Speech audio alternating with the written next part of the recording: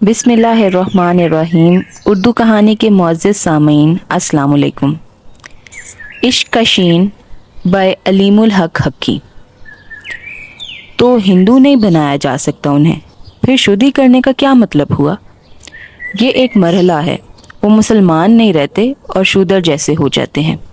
हाँ, अगले जन्म में वो हिंदू पैदा होंगे। अवतार सिंह को अंदाज़ा हो गया कि राम गोपाल को भी पूरी तरह मालूमात नहीं है। ताहम उसने बात आगे बढ़ाई। ये तो जुल्म है, ज़्यादती है। हरगिज़ नहीं। ज़रा सोचो तो, हम तो अपने हिंदुओं को दोबारा उनके धर्म में वापस लाने की कोशिश कर रहे हैं, मगर शुद्धि तो मुसलमानों को कहा जा रहा है। अवतार सिंह उलझने लगा। वो मुसलमान जो पहले हिंदू थे, अरे मुसलमान आए तो उनकी तादाद ही क्या थी? उन्होंने ज़ोर ज़बरदस्ती से हिंदुओं को मुसलमान बनाया, वरना आज मुसलमानों की इतनी बड़ी तादाद कैसे होती? अवतार सिंह के लिए बात भी काबिल गौर थी, लेकिन अभी वक्त नहीं था। तो तुम्हारे ख्याल में शुद्धि तहरीक जायज़ है? उसने राम गोपाल से पूछा। बिल्कुल, मगर उस दिन तुम कह रहे थे कि वो इंतहा पसंद हिंदुओं की तहरीक है। एक तरह से तुमने उनसे बेताल्लुकी जाहिर की थी। अरे यार, इसे डिप्लोमेसी कहते हैं। राम गोपाल आंख मारते हुए मुस्कुराया। वरना हर हिंदू इंतहा पसंद है। फिर वो एकदम संजीदा हो गया। इस धरती पर बड़े पाप किए हैं उन मुस्लों ने। अब ये सब कुछ नहीं होगा। हम गौ माता की रक्षा करेंगे।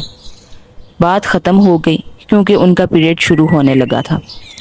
इस गुफ्तगू से अवतार सिंह ने यह नतीजा अखज़ किया कि राम गोपाल तंग नज़र भी है और मक्कार भी, लेकिन बहरहाल वो फ़र्द था। ज़रूरी नहीं कि हिंदुओं की अक्सरियत ऐसी ही हो। आखिर वो खुद भी तो हिंदू ही था। लेकिन नहीं, उसने सोचा, मेरा मामला मुख्तलिफ है। मैं बुतों को नहीं पूछता, मैं उन्हें मानता भी नहीं। मैं तो उस महान हस्ती की खोज में हूँ जिसने दुनिया बनाई, उसका मरबूत निज़ाम कायम किया। इसके बाद काफ़ी दिनों तक उसे महमूद से तन्हाई में गुफ्तगू का मौका नहीं मिला। ताहम उस दौरान उसने मुतअद्दिद हिंदू तलबा से बात की। उनका नुक्ता नज़र बिल्कुल वही था जो राम गोपाल का था। इस बात ने उसे बहुत कुछ सोचने पर मजबूर कर दिया। पार्सन फैमिली तवील अरसे से हिंदुस्तान में थी। रिचर्ड और रीटा यहीं पैदा हुए थे। दोनों में सिर्फ 1 साल का फ़र्क था। यही वजह थी कि ज़्यादातर लोग उन्हें जुड़वा बहन भाई समझते थे। जेम्स पार्सन दिल्ली की इंतज़ामिया में एक कलीदी ओहदे पर फाइज थे। दोनों बच्चों को तालीम के लिए उन्होंने नैनीताल भिजवा दिया था। जहां वो पढ़ते थे वो एक बहुत बड़ा कॉन्वेंट स्कूल था। वहां अक्सरियत अंग्रेज़ों की थी, लेकिन मुसलमान और हिंदू भी बहरहाल मौजूद थे। रिचर्ड और रीटा दोनों को हिंदुस्तान बहुत पुरकशिश लगता था। हिंदुस्तान की रंगारंग सकाफत उनके लिए मशहूर कुन थी। उन्हें यहाँ की ज़ुबान में भी शुरू ही से दिलचस्पी थी। ये दिलचस्पी की बात थी कि उन्होंने इधर उधर से सीख समझ कर उर्दू में अच्छी खासी इस्तेदाद बना ली थी। स्कूल में आमतौर पर अंग्रेज़ बच्चों का रवैया ऐसा था कि वो बस एक दूसरे से ही ताल्लुक़ रखते थे। वैसे भी उनकी अक्सरियत थी। ये कहा जाए तो गलत ना होगा कि हिंदुस्तानी बच्चे सब अलग थलग एक दूसरे के साथ रहते थे, मगर कुछ बच्चे ऐसे भी थे जो फितरत के एतबार से खुलने मिलने वाले थे। वो अंग्रेज़ बच्चों की तरह बढ़ते थे, मगर रिचर्ड और रीटा के सिवा उनकी हौसला अफजाई करने वाला कोई नहीं था। रिचर्ड और रीटा के लिए अपने हम नस्लों से बढ़कर उनमें कशिश थी और उनसे वो बहुत कुछ सीखते थे। उनकी मालूमात में इजाफा होता था। फिर यही नहीं, उन्हें जब भी मौका मिलता वो स्कूल से निकलते और मकामी लोगों में घुलते मिलते। उन्होंने देख लिया कि मकामी लोग बहुत सादा और मिलनसार हैं। दोनों बहन भाइयों को हिंदुस्तान से गहरी दिलचस्पी थी। वो हिंदुस्तान और हिंदुस्तानियों के बारे में सोचते थे। उनका मुशाहिदा भी बहुत अच्छा था। उन्होंने देखा था कि चंद इक्का दुक्का अफराद को छोड़कर हिंदुस्तानियों में एक इज्तिमाई एहसास कमतरी थी। ये फितरी था। वो बाहर से आने वाले और ख़ुद से हर एतबार से मुख्तलिफ अंग्रेज़ों की राया थे। कुछ अंग्रेज़ों का हद से बढ़ा हुआ एहसास बर्तरी भी उनके एहसास कमतरी को बढ़ा देता था। बहरहाल रिचर्ड और रीटा ने स्कूल में भी खुद को अपने हम नस्लों तक महदूद नहीं किया। بلکہ انہوں نے ہندوستانیوں سے بھی دوستی کی۔ اسکول کی تعلیم مکمل ہوئی تو جیمز پارسن نے انہیں دہلی واپس بلانے کا فیصلہ کیا۔ حالانکہ وہ نینی تال میں مزید پڑھ سکتے تھے، لیکن ایک تو وہ اور الزبتھ اپنے بچوں کو بہت زیادہ مس کرنے لگے تھے، اور دوسرا سیاسی صورتحال بہت تیزی سے بدل رہی تھی۔ انگریزوں کا ہندوستان سے رخصت ہونا اب نوشتہ دیوار تھا۔ جیمز پارسن کے بس میں ہوتا تو وہ ابھی انگلینڈ واپس چلے جاتا۔ ایسے میں وہ کم از کم یہ تو کر سکتا تھا کہ اپنے بچوں کو اپنے پاس واپس بلا لے، تاکہ انگلینڈ واپسی کا فیصلہ ہو تو کوئی پیچیدگی نہ ہو۔ دہلی بڑا شہر تھا، وہاں انگریزوں کی اپنی سوشل لائف تھی۔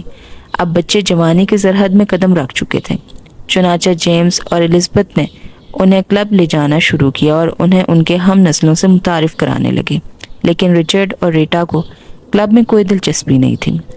ریٹا بالخصوص پیدائشی رومانٹک تھی، اس کی جمالیاتی حس بڑی توانا تھی، وہ نازک طبع، نازک خیال اور آرٹسٹک تھی۔ وہ اتنی رومان پرست تھی کہ بچپن ہی سے اس نے اپنا ایک آئیڈیل بنا رکھا تھا۔ اس کے خوابوں کا ایک شہزادہ تھا جس کی وہ راہ تکتی تھی۔ کلب میں لوگوں نے جس طرح اس کی پذیرائی کی وہ اسے اچھا بھی نہیں لگا۔ جبلی طور پر ہر عورت بوالہوس نگاہوں کو پہچان لیتی ہے، وہ تو پھر ایسی ہی لڑکی تھی جسے مشرقیت اچھی لگتی تھی اور وہ رومان پسند بھی تھی۔ چنانچہ وہ کلب سے بیزار ہو گئی۔ کالج کا سلسلہ شروع ہوا تو وہ خوش تھی۔ کالج میں نئے دوست ہوں گے، نئے دلچسپیاں ہوں گی، اچھا وقت گزرے گا، اور کون جانے۔ لیکن ابتدا میں اسے بڑی مایوسی ہوئی۔ کالج میں ہندوستانیوں کی تعداد نسبتاً زیادہ تھی، مگر حیرت انگیز بات یہ تھی کہ نینی تال کے مقابلے میں یہاں ہندوستانیوں کے احساس سے کمتری بڑھا ہوا تھا، اور جو لوگ اس سے محفوظ تھے وہ انگریزوں کو غاصب سمجھتے تھے۔ یہاں دوست بنانا زیادہ دشوار ہو گیا۔ ریٹا حیرت سے سوچتی، جذباتی اعتبار سے کتنے متوازن لوگ ہیں، یا تو احساس کمتری میں مبتلا ہوں گے یا اپنے بدیسی حکمرانوں کے ہم نسل سے نفرت کریں گے، جیسے وہ بھی اپنے ہم نسلوں کے ساتھ شریک استحصال ہو، جیسے وہ بھی ان کے جرم حکمرانی میں برابر کا شریک ہو۔ مگر پھر دھیرے دھیرے رچرڈ کے دوستوں کا ایک حلقہ بن گیا، اور اس حلقے میں ہر رنگ موجود تھا۔ قدرتی طور پر وہ ریٹا کا حلقہ بھی تھا، اس میں پشپا، نادرا اور امرتا بھی تھی، اور محمود، رام گوپال، اوتار سنگھ اور فتح سنگھ بھی تھے۔ پہلی بار وہ خوش ہوئی، اور جب پہلی بار اس نے اوتار سنگھ کو دیکھا تو اسے ایسا لگا جیسے اس کے خوابوں کا شہزادہ اس کے سامنے کھڑا ہے، مگر اس نے پہلی نظر کے اس تاثر کو قبول کرنے سے انکار کر دیا۔ اس کے نزدیک آدمی کی ظاہری شخصیت سے زیادہ اہم اس کی باطنی شخصیت تھی، اور باطنی شخصیت ذرا دیر میں ہی کھلتی ہے، لیکن وقت گزرنے کے ساتھ ساتھ وہ اس کی شخصیت کے سحر میں الجھتی گئی۔ اوتار سنگھ ظاہری طور پر جتنا خوبصورت تھا، باطنی طور پر اس سے بھی زیادہ خوبصورت تھا۔ اس کی شخصیت غیر معمولی طور پر متوازن تھی۔ وہ بنیادی طور پر طالب علم تھا، زندگی کا طالب علم، کالج کا چپڑاسی ہو یا لیکچرار، اپنا کوئی ہم جماعت ہو یا دوست، وہ سب کی بات ایسی توجہ سے سنتا تھا، لگتا تھا عبادت کر رہا ہے، جیسے ہر اہم غیر اہم بات سے وہ کچھ سیکھ رہا ہے۔ اس کے مزاج میں عجیب سا انکسار اور عاجزی تھی، لیکن وہ ڈرپوک نہیں تھا۔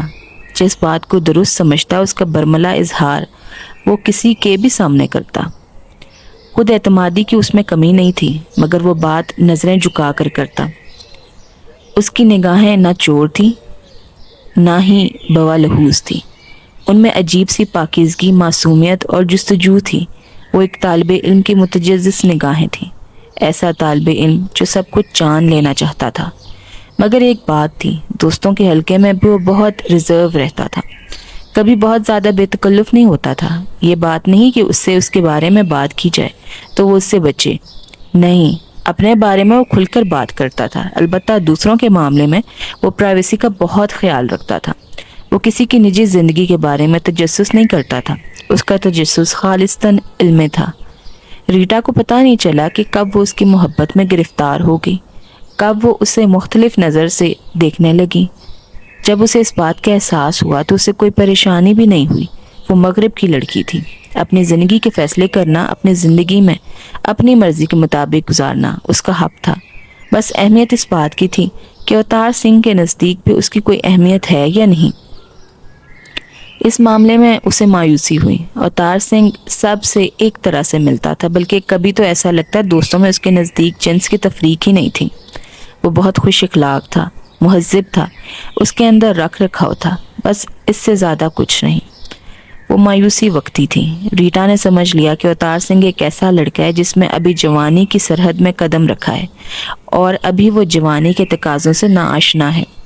وہ اسے اہمیت نہیں دیتا تو کوئی بات نہیں، اسے خود کوشش کرنی ہوگی کہ وہ اسے اہم سمجھنے لگے۔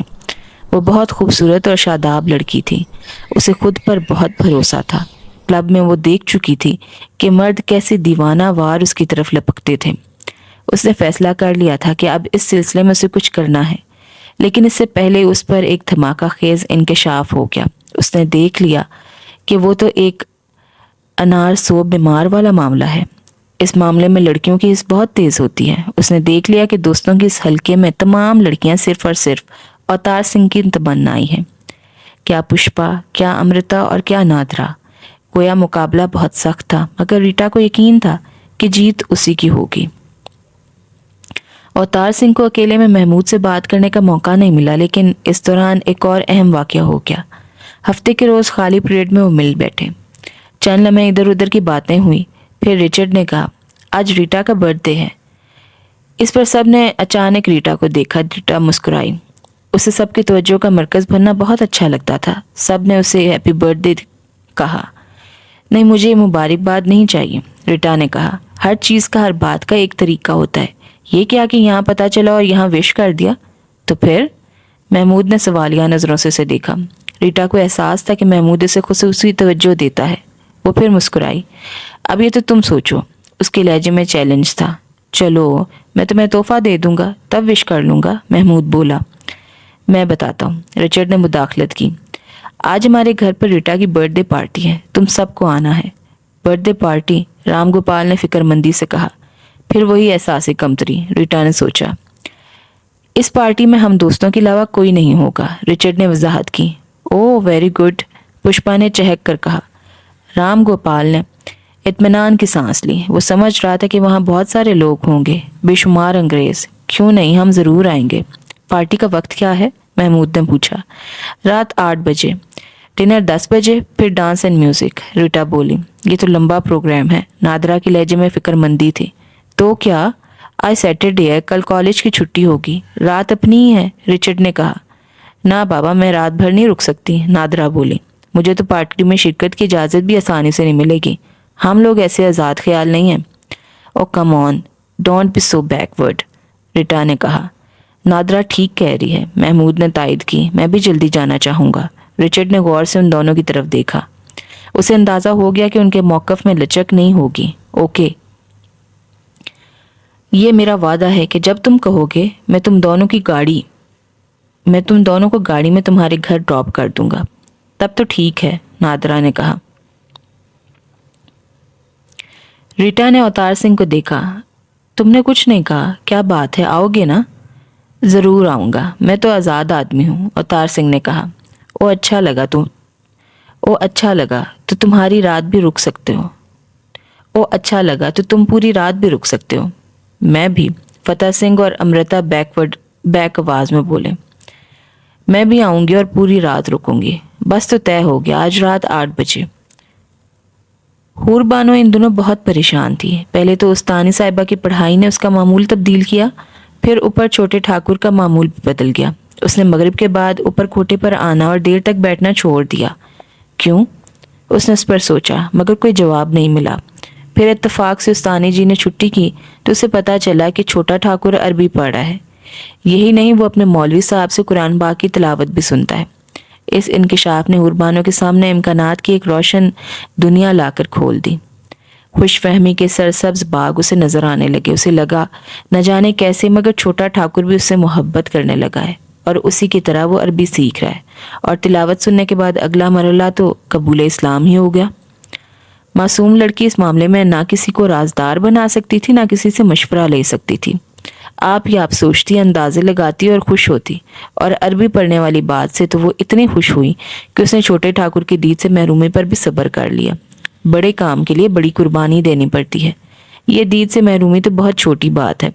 لیکن ایک صبح اسے بہت بڑا دھچکا لگا۔ اس نے دیکھا کہ وصال دن اکیلا اسکول جا رہا ہے۔ وہ پریشان ہو گئی، کہیں چھوٹے ٹھاکر کی طبیعت تو خراب نہیں ہوگی۔ وہ بے چین رہی، مگر چھٹی کے وقت بھی وہ دروازے پر پہنچ گئی۔ وصال دن اسکول سے اکیلا ہی واپس آیا تھا۔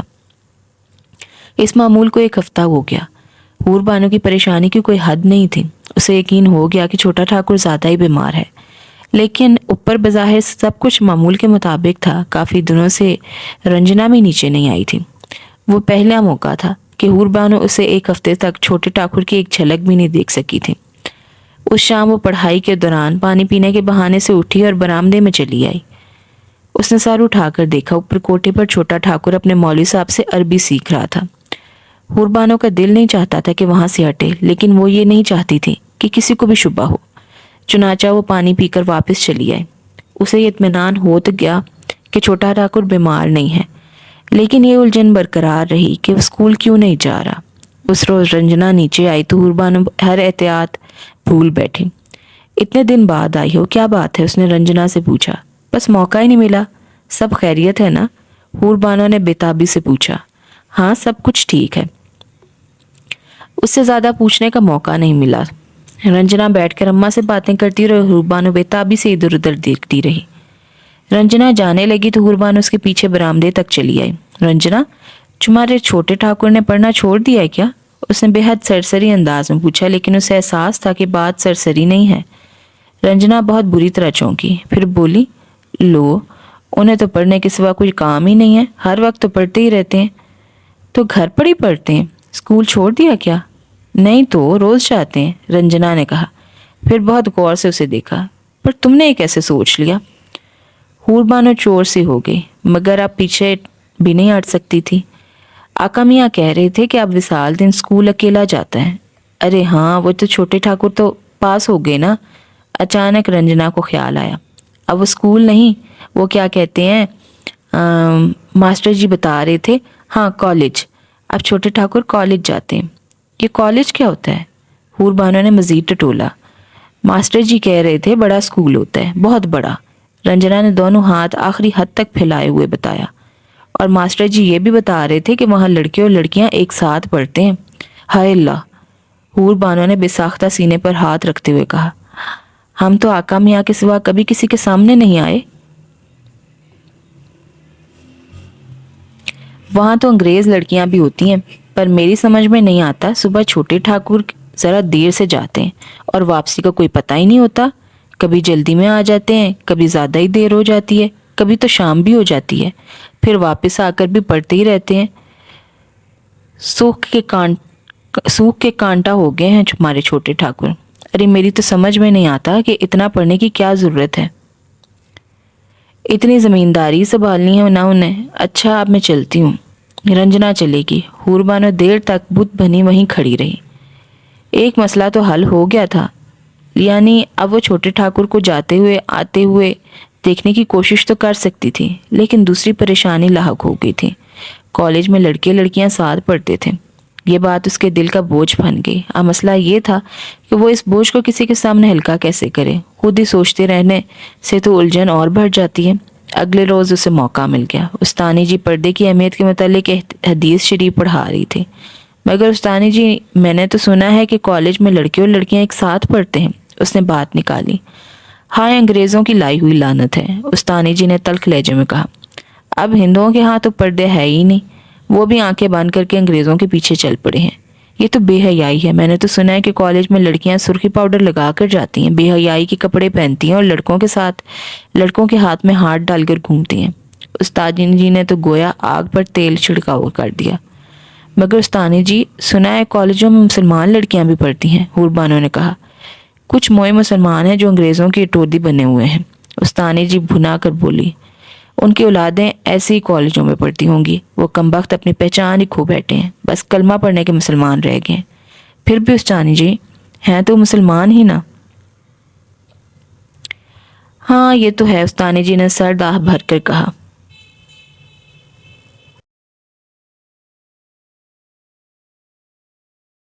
ہاں، پھر ان کی آنکھیں چمکنے لگیں۔ تو ہوتا ہے، خربوزے کو دیکھ کر خربوزہ رنگ پکڑتا ہے، اسی لیے تو مسلمان پاکستان بنا رہے ہیں تاکہ وہاں پوری آزادی سے اپنے طریقے سے زندگی گزار سکیں، کسی کی نکالی نہ کریں، اچھے مسلمان بن کر رہیں۔ استانی جی سے بات کر کے حور بانو اور پریشان ہوگی۔ یہ کالج اس کے لیے تو سہانے روح بن گیا۔ اگلی صبح وہ وصال دین کے جانے کے بعد دروازے پر منڈلاتی رہی۔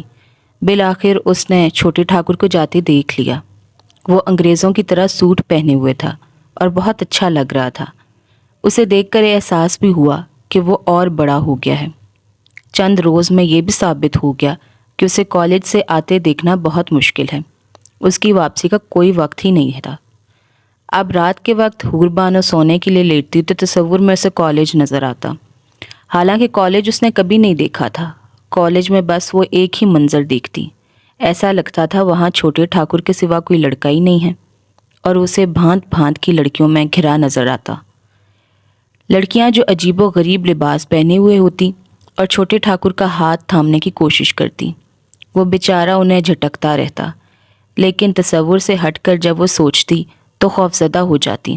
وہ سوچتی کہ چھوٹا ٹھاکر کتنا ہی اچھا سہی ہے تو انسان ہی نا، کب تک ان لڑکیوں سے بچے گا؟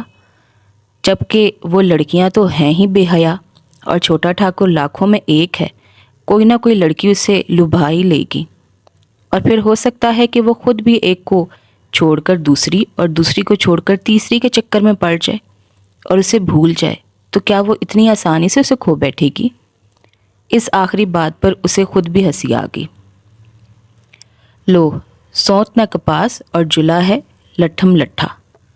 اسے بھولنے کا کیا سوال، جبکہ اسے تو معلوم ہی نہیں کہ کہیں کوئی حور بانو بھی ہے جو اس سے محبت کرتی ہے۔ اس نے تو اس کی ایک جھلک تک بھی نہیں دیکھی، وہ تو اسے جانتا تک بھی نہیں ہے۔ اور کھونے کا کیا سوال، جبکہ وہ اس کا ہے ہی نہیں۔ اس مقابلے میں وہ تو کہیں ہے ہی نہیں۔ اس سوچ کے بعد بس وہ اس فکر میں لگ گئی کہ کس طرح چھوٹے ٹھاکر کے سامنے آ جائے، وہ اسے دیکھ لے، تب شاید وہ ان بے حیا لڑکیوں سے محفوظ رہ سکے۔ براہ راست چھوٹے ٹھاکر کے سامنے جانے کا تو تصور بھی نہیں کر سکتی تھی۔ ہاں، وہ چلمن کے پیچھے سے یا جالیوں کے عقب سے اسے اپنی جھلک دکھا سکتی تھی، سو اس نے اس کا اہتمام کر لیا۔ اس روز اس نے اپنا سرخ کامدانی کا جوڑا پہنا۔ چھوٹا ٹھاکر 2 بجے سے پہلے کبھی کالج سے نہیں آتا تھا، چنانچہ وہ 2 بجے تیار ہو کر دیوڑی میں آ گئی۔ اسے نہیں معلوم تھا کہ اسے کتنا انتظار کرنا ہوگا۔ وہ تمام وقت کیا زیادہ دیر بھی ڈیوڑی میں کھڑی نہیں رہ سکتی تھی، چنانچہ وہ بمشکل 5 منٹ کھڑی ہوتی اور پھر ہٹ جاتی۔ پھر 5 منٹ بعد وہ دوبارہ دیوڑی میں چلی جاتی، اور اس دوران اسے یہ الجھن ستاتی کہ شاید چھوٹا ٹھاکر آ کر اوپر جا بھی چکا ہے۔ اور اس دوران جب وہ گھر میں تھی، خوش قسمتی سے چھوٹا ٹھاکر اس روز کالج سے جلدی آ گیا، ورنہ حور بانو پر نہ جانے کیا بیتتی، اور خوش قسمتی سے اس وقت وہ دیوڑی میں آئی تھی۔ یہی سوچتی ہوئی کہ شاید چھوٹا ٹھاکر اوپر جا چکا ہے، آتے ہوئے چھوٹے ٹھاکر کی پہلی جھلک دیکھی تو حور بانو کا دل سینے میں یوں دھڑکا جیسے پسلیاں توڑ کر باہر آ جائے گا، اور سانسیں اتنی تیز ہوئی کہ ان کے شور سے اسے خود بھی گھبراہٹ ہونے لگی۔ اس کا جسم یوں سنسنا رہا تھا جیسے رگ رگ میں کوئی برقی رود ہو رہی ہے۔ اس کے ہاتھ پاؤں کیا پورا جسم کانپ رہا تھا۔ چھوٹے ٹھاکر کو آتے جاتے اس نے بارہا دیکھا تھا، مگر اس کا یہ حال پہلے کبھی نہیں ہوا تھا۔ وجہ یہ تھی کہ آج جو وہ کرنے کا ارادہ کر رہی تھی وہ پہلے کبھی اس نے سوچا بھی نہیں تھا۔ آج وہ چاہتی تھی کہ چھوٹا ٹھاکر اسے دیکھے، وہ اسے اپنی طرف متوجہ کرنا چاہتی تھی، مگر اب موقع ملا تو وہ پریشان کھڑی تھی۔ یہ کیسے ممکن ہے؟ ایسا کیا کرے گی وہ؟ کیسے کرے؟ اس کے ہاتھ پاؤں جواب دینے لگے۔ وہ لڑکھڑاتے قدموں سے چلمن کی طرف بڑھی، لیکن ٹانگوں کی لرزش اتنی بڑھ گئی کہ اسے لگتا تھا وہ گر جائے گی، اور وہ صرف چند لمحوں کا کھیل تھا، اس موقع کی طوالت نہ ہونے کے برابر تھی، اور اختصار ایسا تھا کہ مشکل سے 4 بار پلکیں جھپکی جا سکتی تھیں۔ چھوٹا ٹھاکر دور سے آتا دکھائی دے رہا تھا، اور وہ بید مجنوں کی طرح لرزاں تھی۔ اس کا جس دماغ سائیں سائیں کر رہا تھا وہ قریب تر ہوتا جا رہا تھا، اور اب ایک پل کی بات تھی، پل گزرتا اور وہ آگے نکل جاتا۔ حور بانو سوچ رہی تھی کہ کیا کرے۔ وہ گنگ تھی، ہونٹ سوکھ گئے تھے۔ اس نے آواز نکالنے کی کوشش کی، مگر آواز رند گئی، اور وہ پل نکلنے ہی والا تھا۔ اس نے پھر بولنے کی کوشش کی، اور اسے پھندا لگ گیا۔ چھوٹے ٹھاکر نے آواز سن کر نظر اٹھائی، لیکن پوری طرح اٹھنے سے پہلے اس کی نظر جھک گئی، اور پھر وہ آگے نکل گیا۔ حور بانو کی مایوسی کی کوئی حد نہیں تھی۔ اس نے دیکھ لیا تھا کہ چھوٹے ٹھاکر کی نظر اضطراری طور پر اٹھ رہی تھی، مگر درمیان میں ہی اس نے خود پر قابو پا لیا تھا اور نظر جھکا لی تھی۔ معصوم لڑکی نہیں جانتی تھی کہ وہ نظر بھر کر دیکھ لیتا تو بھی اسے دیکھ نہ پاتا۔ باہر دھوپ تھی اور اندر اندھیرا، پھر درمیان میں چلمن۔ ایسے میں چھوٹا ٹھاکر کو متحرک سرخ رنگ کے سوا کیا نظر آ سکتا تھا؟ اس رات وہ بستر پر لیٹی یہی سوچتی رہی۔ وہ منظر اس کے تصور میں بار بار آتا، چھوٹا ٹھاکر کا اضطراری طور پر نظر اٹھانا اور فوراً ہی ٹھٹک کر نظر جھکا لینا۔ اچانک اس کے ذہن میں روشنی کا چماکا سا ہوا۔ ارے یہ تو اس نے سوچا ہی نہیں، یہ جو چھوٹے ٹھاکر کی شناخت کا ثبوت ہے وہ تو نگاہ سنبھالنے والا آدمی ہے۔ اس رویے سے اندازہ لگایا جا سکتا ہے کہ کالج میں وہ کس طرح رہتا ہوگا۔ حور بانو کے دل کو اطمینان سا ہو گیا، لیکن محبت میں خطرے کا احساس بہت توانا ہوتا ہے۔ اس کا سکون محض وقتی تھا۔ بعد میں اس نے مختلف انداز میں سوچا تو بے سکون ہو گئی۔ وہ تو چلمن کے پیچھے تھی۔ چھوٹے ٹھاکر نے اٹھتی نظر پر قابو پا لیا، لیکن کالج میں تو بے حجاب لڑکیاں دھڑ سے اس کے سامنے آ جاتی ہوں گی، تب تو پڑھ ہی جاتی ہوگی، اور پھر یہ معمول ہو تو کیا کوئی ہر وقت بار بار نظریں جھکاتا رہے گا؟ نہیں، یہ تو ممکن نہیں۔ کچھ بھی ہو، حور بانو نے یہ تسلیم کر لیا کہ اس کے پاس اس کا کوئی توڑ نہیں۔ وہ کچھ بھی کر لے، کبھی چھوٹے ٹھاکر کے سامنے نہیں آ سکے گی۔ اور اسے ایک اور خیال آیا۔ اس نے وجود کی پوری سچائی کے ساتھ اس پر سوچا۔ یہ حقیقت تھی، بہت بڑی سچائی تھی کہ اس محبت میں اس کا کوئی اختیار نہیں ہے۔ یہ اس نے نہیں کی تھی، یہ اسے خود بخود ہوئی تھی۔ اس میں اس کے ارادے کا کوئی دخل نہیں تھا۔ یہ تو محبت اللہ نے اس کے دل میں ڈالی تھی۔ تب اسے یہ سوچ کر شرمندگی ہوئی کہ چھوٹے ٹھاکر کے سامنے آنے کی، خود کو دکھانے کی کوشش اس کی اپنی تھی اور بالا ارادہ تھی۔ یہی نہیں، اس کا ارادہ اور اس کی کوشش اللہ کے حکم سے متصادم تھی۔ اسے ایسا نہیں کرنا چاہیے تھا، اور وہ خود کو چھوٹے ٹھاکر کو دکھا دے، تب بھی اس بات کی ضمانت نہیں کہ چھوٹا ٹھاکر کالج میں بے پردہ لڑکیوں کے شر سے محفوظ رہے گا۔ یہ ضمانت تو وہی دے سکتا ہے جس نے اس کے دل میں چھوٹے ٹھاکر کی محبت ڈالی ہے۔ وہ اس سلسلے میں کچھ نہیں کر سکتی۔ اس سوچ کے بعد بس یہ ہوا کہ وہ کئی دن تک اللہ سے توبہ کرتی رہی۔ پھر اس کے دل کو سکون ہو گیا۔ جس نے اس کے دل میں وہ محبت ڈالی ہے وہی جانے، وہی فیصلہ کرنے والا ہے۔ اب اسے کچھ نہیں کرنا، جو ہو سو ہو۔ پارٹی میں شریک ہونے کے لیے وہ سبھی ٹھیک وقت پر پہنچے۔ سب سے پہلے آنے والا محمود تھا، اور امرتا سب سے آخر میں آئی تھی۔ اوتار سنگھ سب سے زیادہ پورا اعتماد تھا، ورنہ اس کے علاوہ سبھی کو یہ خیال تھا کہ وہاں بہت سے انگریز مہمان ہوں گے۔ بلکہ وہ تو ریٹا اور رچرڈ کے والدین کا سامنا کرتے ہوئے بھی احساس کمتری میں مبتلا ہو رہے تھے، جبکہ اوتار سنگھ کو اس سے غرض نہیں تھی کہ وہاں کون کون ہوگا۔ لیکن وہاں پہنچ کر ان سب کے دل خوش ہو گئے۔ اس پارٹی میں سوائے ان لوگوں کے کوئی اور شریک نہیں ہو رہا تھا۔ رچرڈ کے ممی اور ڈیڈی بھی گھر میں موجود نہیں تھے۔ وہاں نوکروں کے سوا کوئی نہیں تھا۔ ان سب کی جھجک دور ہو گئی۔ وہ پرسکون اور خوش نظر آنے لگے۔ پھر بھی ایک پھانس دلوں میں چبھ رہی تھی۔ مسٹر اور مسز پارسن نہ جانے کب آ جائیں۔ اوتار سنگھ ان سب کی اس کیفیت کو سمجھ رہا تھا۔ وہ ان کے اندر چھپے احساس کمتری سے تو پہلے ہی واقف تھا، اور وہ اس پر غور کرتا رہتا تھا۔ پھر وہ پھانس بھی نکل گئی۔ تمہارے ممی ڈیڈی کہاں گئے ہیں؟ امرتا نے ریٹا سے پوچھا۔ کلب گئے ہیں، ریٹا نے جواب دیا۔ واپس کب آئیں گے؟ نادرا نے سوال اٹھایا۔ آج سیٹرڈے نائٹ ہے، ریٹا مسکرائی۔ آدھی رات کے بعد ہی واپسی ہوگی۔ اجتماعی طور پر سکون کی سانس لی گئی۔ تو کیک کاٹنے کے لیے تم ان کا انتظار کرو گی؟ فتح سنگھ نے پوچھا۔ ارے نہیں یوسیلی، ریٹا نے آنکھیں نکالی۔ میں نے انہیں بتا دیا تھا کہ یہ ایک پرائیویٹ پارٹی ہوگی، صرف ہمارے منتخب دوست اس میں شریک ہوں گے، اور کیک تو ابھی ذرا دیر میں کاٹا جائے گا۔ اس کے بعد ماحول ہلکا پھلکا ہو گیا۔ سب کے سب بے حد خوش مزاج ہو گئے۔ کالج کی پڑھائی کی، کالج کے ساتھیوں کی باتیں ہونے لگی۔ تھوڑی دیر بعد بٹلر کیک لے آیا۔ پارٹی کی فضا بن گئی۔ کیک کے گرد 16 موم بتیاں روشن کر دی گئی۔ ریٹا نے کیک کاٹا، سب نے اسے مبارکباد دی اور تحفے پیش کیے۔ کیک کاٹنے اور اس سے نپٹنے کے بعد تحفے کھولنے کا سلسلہ شروع ہوا۔ ایک دوسرے کے تحفوں پر فکرے چست کیے گئے۔ ارے واہ، رامو نے تاج محل کا ماڈل دیا ہے، نادرا بولی۔ رام گوپال کا چہرہ تمتما اٹھا۔ اوہ اٹس بیوٹیفل، ریٹا نے مسحور ہو کر کہا۔ And it is symbol of love, Amrita نے وضاحت دی۔ رام گوپال بری طرح کسیا رہا تھا۔ میری سمجھ میں نہیں آ رہا تھا کہ کیا دوں، وہ بولا، اور یہ مجھے بہت خوبصورت لگا۔ ایسے صفائی کیوں پیش کر رہے ہو جیسے تم نے کوئی جرم کیا ہے، محمود نے کہا۔ مجھے تو یہ بہت اچھا لگا ہے، ریٹا بولی۔ رام گوپال کے چہرے پر رنگ دوڑ گیا۔ تحفہ کھلنے کے بعد پہلی بار اس نے سکون کی سانس لی تھی۔ اس کے بعد پارٹی اگلے دور میں داخل ہو گئی۔ بٹلر نے برف میں لگی شیمپین کی بوتل اور جام لا کر میز پر رکھ دیے اور باہر چلا گیا۔ تب رچرڈ ہونٹوں پر مسکراہٹ اور ہاتھ میں شیمپین کی بوتل لیے کھڑا ہوا اور اعلان کرنے والے انداز میں بولا، لیڈیز اینڈ جینٹل مین، آج کی خوبصورت شام میری سویٹ بہن ریٹا کے نام، اور اس شام کا آغاز ہم شیمپین کی بوتل سے کریں گے۔ کہتے ہیں کہ شیمپین کی بند بوتل جوانی کے جوش کی نمائندگی کرتی ہے۔ جیسے جوان آدمی زندگی کے جوش کو دبائے بیٹھا ہوتا ہے، ویسے ہی کار کھونے تک شیمپین کی بوتل بھی اپنا ابال چھپائے رکھتی ہے، اور کار کھٹتے ہی اس نے بوتل کا کار کھول دیا۔ شراب یوں اچھل کر مچل کر نکلی جیسے اس کا ضبط جواب دے گیا ہو۔ وہ سب تالیاں بجانے لگے۔ وہ منظر انہیں خوبصورت لگ رہا تھا۔ رچرڈ جام بھرنے میں مصروف ہو گیا۔ پھر اس نے پہلا جام ریٹا کو پیش کیا۔ ناؤ کم آن ایوری بڈی، اس نے دعوت دی۔ جام اٹھانے کے لیے بھرنے والوں میں نادرا، محمود اور اوتار سنگھ نہیں تھے۔ پشپا، امرتا، رام گوپال اور فتح سنگھ نے جام اٹھا لیے۔ رچرڈ کی نظروں میں الجھن تھی۔ کیا ہوا، تم لوگ شامل نہیں ہو گئے؟ اس نے پوچھا۔ تم جانتے ہو رچرڈ، ہم شراب نہیں پیتے، محمود نے کہا۔ اور تم اوتار سنگھ، تمہارا مذہب تو تمہیں منع نہیں کرتا؟ رچرڈ نے اوتار سنگھ کو دیکھا۔ ہاں، مگر مجھے یاد ہے پتا جی نے ایک بار مجھے سمجھایا تھا اور میں کبھی بھولا نہیں ہوں اس بات کو، اوتار سنگھ نے مسکراتے ہوئے کہا۔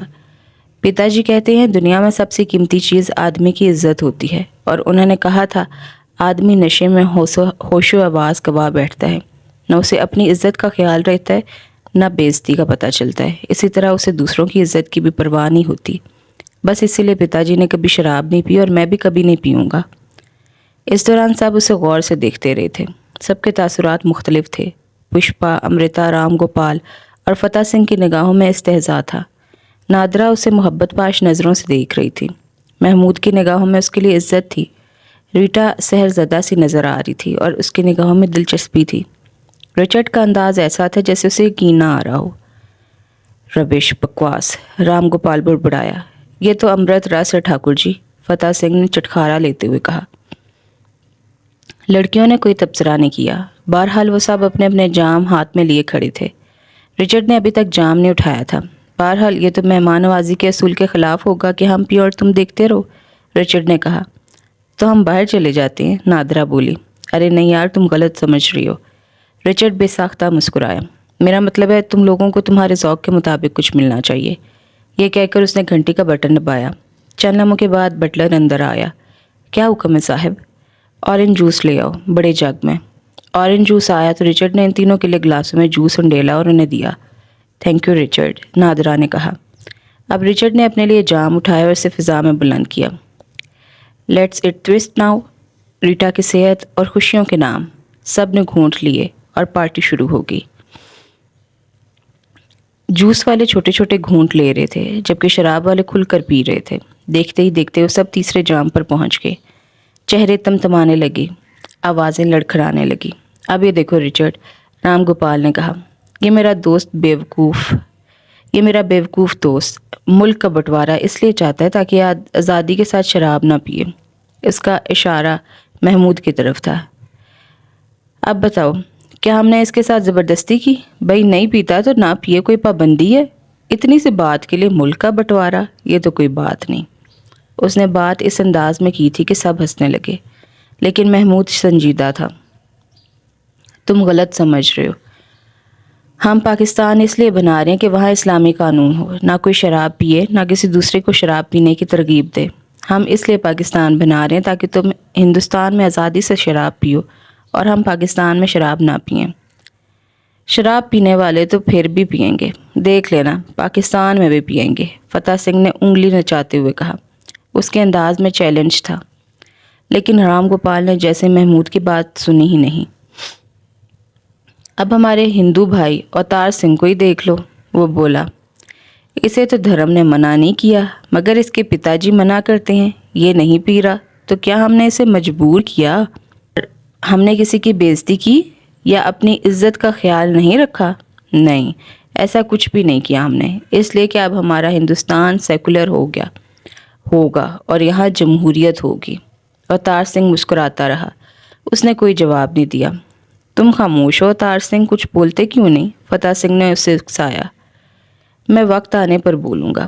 اوتار سنگھ نے نرم لہجے میں کہا، اور مجھے لگتا ہے کہ آج میرے پتا جی کی بات درست ثابت ہو جائے گی۔ اب یہ سوچو دوست کہ میرا دھرم مجھے شراب پینے سے نہیں روکتا، رام گوپال رچرڈ سے مخاطب ہوا، اور تمہارا دھرم بھی تمہیں نہیں روکتا، مگر محمود کا دھرم کچھ عجیب ہے نا؟ زندگی کو انجوائے کرنے سے روکتا رہتا ہے۔ محمود نے کچھ کہا نہیں، لیکن رچرڈ پارسن کو ایسی چپتی ہوئی نظروں سے دیکھا کہ وہ شرمندہ ہو کر رہ گیا۔ نہیں رامو، تمہارا خیال غلط ہے، رچرڈ نے نظریں جھکاتے ہوئے دھیمے لہجے میں کہا۔ شراب کی ممانعت تو ہمارے مذہب میں بھی ہے۔ رام گوپال چند لمحے اسے دیکھتا رہا، پھر اس کی ہونٹوں پر شدید سے مسکراہٹ نظر آئی۔ تو یہ ثابت ہو گیا کہ ہمارا دھرم سب سے بہتر ہے، اس نے کہا۔ اس کا لہجہ ایسا تھا کہ رچرڈ کا چہرہ تمتمانے لگا۔ اس نے محمود کو دیکھا، وہ بڑی بے نیازی سے مسکرا رہا تھا، اس کے انداز میں بے پرواہی اور درگزر تھا۔ اوتار سنگھ اپنی جگہ سے ابھل کر بیٹھ گیا۔ اسے اندازہ ہو گیا تھا کہ آج اسے بہت کچھ معلوم ہو جائے گا، اسے کئی مذاہب کے بارے میں قیمتی معلومات حاصل ہوں گی۔ یہ موقع اس کے لیے خوش آئندہ تھا۔ رام گوپال نے بڑھ کر اپنے لیے ایک اور جام بنایا۔ تو آپ سب نے میری بات کی سچائی کو تسلیم کر لیا، اس نے فاتحانہ لہجے میں کہا۔ رچرڈ نے محمود کی طرف ملتجیانہ نظروں سے دیکھا۔ محمود نے کندھے جھٹک دیے۔ میرا مذہب مجھے دوسروں کے مذہب پر تنقید کرنے سے بھی روکتا ہے، اس نے مسکراتے ہوئے کہا۔ میں میزبان ہونے کے خیال سے خاموش تھا۔ رچرڈ رام گوپال کی طرف متوجہ ہوا۔ لیکن اب بولنے پر مجبور ہوں، ورنہ تمہارا بہت بڑا نقصان ہو جائے گا، مجھے یہ گوارا نہیں ہے۔ کیا مطلب؟ کس نقصان کی بات کر رہے ہو تم اپنے دھرم کے بارے میں بہت بڑی غلط فہمی کا شکار ہو جاؤ گے، رچرڈ نے استہزائیہ لہجے میں کہا۔ تم جسے بڑے فخر سے اپنا دھرم کہتے ہو وہ ہمیں عجیب و غریب اور ناقابل فہم لگتا ہے، بلکہ سچ یہ ہے کہ اسے حماقتوں کا مجموعہ کہنا چاہیے۔ اس 20ویں صدی میں جب دنیا ترقی کر رہی ہے، تم لوگ اپنی دیو مالا میں الجھے ہوئے ہو، جہالت پر فخر کرتے ہو تم لوگ۔ پلیز رچرڈ، اوتار سنگھ کا اور دوسروں کا تو خیال کرو، ریٹا نے بھائی کو ٹوکا۔ وہ اوتار سنگھ کو معذرت طلب نظروں سے دیکھ رہی تھی۔ No it's all right, I don't mind, بلکہ مجھے اچھا لگ رہا ہے، اوتار سنگھ نے جلدی سے کہا۔ علم تبادلہ خیال بہت فائدہ مند ہوتا ہے، اس سے نالج بڑھتا ہے۔ رچرڈ پلیز اپنی بات جاری رکھو۔ رام گوپال سناٹے کی کیفیت میں تھا، اس کا نشہ کچھ کم ہو گیا تھا۔ اسے احساس ہو رہا تھا کہ نشے میں اس سے بہت بڑی غلطی سرزد ہو گئی ہے۔ اس نے آقاؤں کو چھیڑ دیا ہے۔ تھینک یو اوتار سنگھ، بے شک یہ علم تبادلہ خیال ہے، رچرڈ نے کہا۔ پھر وہ رام گوپال کی طرف مڑا۔ رامو، تم اپنے دیوی دیوتاؤں کی درست تعداد بتا سکتے ہو؟ رام گوپال منہ کھولے کھڑا تھا، اسے کچھ سوچ نہیں رہا تھا۔ وہ تو محمود کو نیچا دکھانا چاہتا تھا، لیکن رچرڈ اس سے الجھ بیٹھا تھا۔ نہیں معلوم، تمہیں بھی نہیں معلوم۔ میرا خیال ہے ان کی تعداد ہزاروں میں تو ہوگی، بلکہ شاید لاکھوں سے اوپر ہو۔ تو تمہارے دھرم میں کوئی اپنے دھرم پر پورا اتر ہی نہیں سکتا۔ تمام دیوی دیوتاؤں کی پوجا کرنا تو دور کی بات ہے، کسی کو سب کے نام بھی معلوم نہیں ہوں گے۔ ہر جانور کو، ہر چیز کو تو تم دیوتا بنا رکھتا ہے، گائے، بندر، ہاتھی، سورج، چاند، درخت اور نہ جانے کیا کیا۔ اگر تم اپنے تمام دیوی دیوتاؤں کی پوجا کرنے لگو تو زندگی میں پوجا کے سوا کچھ کر ہی نہ سکو۔ گندگی اور غلاظت کا عالم ہے کہ گائے کے گوبر اور پیشاب کو تم مقدس کہتے ہو، میں نے تو سنا ہے کہ پی بھی لیتے ہو۔ شراب کی کیا بات کرتے ہو؟ جہالت کا عالم ہے کہ بیواؤں کو ان کے شوہر کی لاش کے ساتھ زندہ جلا دیتے ہو۔ علم کے فروغ کی صدی میں تم اس جہالت کو دھرم کہتے ہو۔ اس دور میں بھی تم لوگ زندہ انسانوں کے دیوی دیوتاؤں کی بھیڑ چڑھا دیتے ہو۔ تم غار کے زمانے کی طرح بھی جی رہے ہو، اور تمہیں درست اور غلط کا احساس ہی نہیں ہے۔ رچرڈ خاموش ہو گیا۔ دیر تک خاموشی رہی، کوئی کچھ نہیں بولا۔ اوتار سنگھ سوچ رہا تھا جو کچھ رچرڈ نے کہا تھا وہی سب کچھ وہ بھی سوچتا رہا۔ اب رچرڈ نے کہہ دیا تھا اور کسی کے پاس اس کا کوئی جواب نہیں تھا، اور یہاں اس کے سامنے دو مذاہب آئے تھے، دو مختلف طرز عمل۔ رچرڈ کرسچن تھا، اس نے اعتراف کیا کہ اس کا مذہب شراب کو ممنوع قرار دیتا ہے، لیکن وہ شراب پیتا ہے۔ دوسری طرف محمود تھا، مسلمان، اس کا مذہب شراب کو منع کرتا ہے اور وہ اس کی پابندی بھی کرتا ہے۔ اس نے کہا کہ اس کا مذہب اسے دوسروں کے مذہب پر تنقید کرنے سے روکتا ہے۔ یہ ہوئی نا رواداری، اور اس کے نتیجے میں انسان تحمل سیکھتا ہے۔ اس سے اوتار سنگھ اپنے دھرم سے پوری طرح بیزار ہو گیا، لیکن اب اسے دوسرے مذاہب کو سیکھنا تھا، سمجھنا تھا۔ یہ کیا باتیں لے بیٹھے ہو تم لوگ؟ اچانک ریٹا نے خاموشی کو توڑا۔ تمہیں احساس بھی نہیں کہ یہ میری برتھ ڈے پارٹی ہے؟ سوری ریٹا، رام گوپال نے جلدی سے کہا۔ کسی کے دل آزاری ہوئی ہو تو میں اس کے لیے معافی چاہتا ہوں، رچرڈ نے نرم لہجے میں کہا۔ لیکن یہ سچ ہے کہ کسی پر اٹیک کرنا بہت آسان ہوتا ہے، اور مشکل ہونے کے بعد تحمل برقرار رکھنا بہت مشکل۔ بہرحال جو ہوا اسے بھول جائیں، آفٹر آل ہم سب دوست ہیں۔ چلیں اب پارٹی شروع کرتے ہیں۔ رچرڈ کونے میں رکھے گراموں کی طرف گیا اور ایک ریکارڈ منتخب کر کے لگا دیا۔ کمرے میں موسیقی کی آواز بھر گئی۔ رچرڈ ریٹا کی طرف بڑھا اور ہاتھ پھیلاتے ہوئے بولا، کم آن ڈیئر، لیٹس ڈانس۔ وہ دونوں ناچنے لگے۔ باقی سب لوگ انہیں دیکھ رہے تھے، لیکن ان میں لڑکیاں نہیں تھیں۔ وہ سب چوری چپ کے اوتار سنگھ کو دیکھ رہی تھی۔ ان کی آنکھوں میں اس کی قربت کے خواب تھے۔ ریکارڈ ختم ہوا تو رچرڈ اور ریٹا الگ ہو گئے۔ رچرڈ ریکارڈ تبدیل کرنے کے لیے گراموں کی طرف گیا۔ ریٹا اوتار سنگھ کی طرف چلی آئی۔ آؤ میرے ساتھ ڈانس کرو، اس نے کہا۔ اوتار سنگھ گڑبڑا گیا، لیکن مجھے تو رقص نہیں آتا۔ او کم آن، کچھ ایسا مشکل بھی نہیں ہے، میں سکھا دوں گی۔ اس دوران دوسرا ریکارڈ بجنے لگا۔ ریٹا اوتار سنگھ کا ہاتھ تھام کر کھلی جگہ کی طرف چل دی۔ دوسری طرف رچرڈ پشپا سے رقص کی درخواست کر رہا تھا۔ میں اور ریٹا آج تم سب کو ناچنا سکھا دیں گے، اس نے مسکراتے ہوئے کہا۔ اب ایک کی جگہ دو جوڑے میدان میں تھے۔ ریٹا نے اوتار سنگھ کا ہاتھ پکڑ کر اپنی کمر پر رکھا۔ دوسرا ہاتھ بھی لاؤ اور مجھے اس طرح تھام لو، اس نے کہا۔ اوتار سنگھ نے جھجکتے اس کی ہدایت کی تکمیل کی۔ ریٹا نے اپنے دونوں ہاتھ اس کے کندھوں پر رکھ دیے۔ اب موو کرو ایسے، اس نے اسٹیپ لے کر دکھائے۔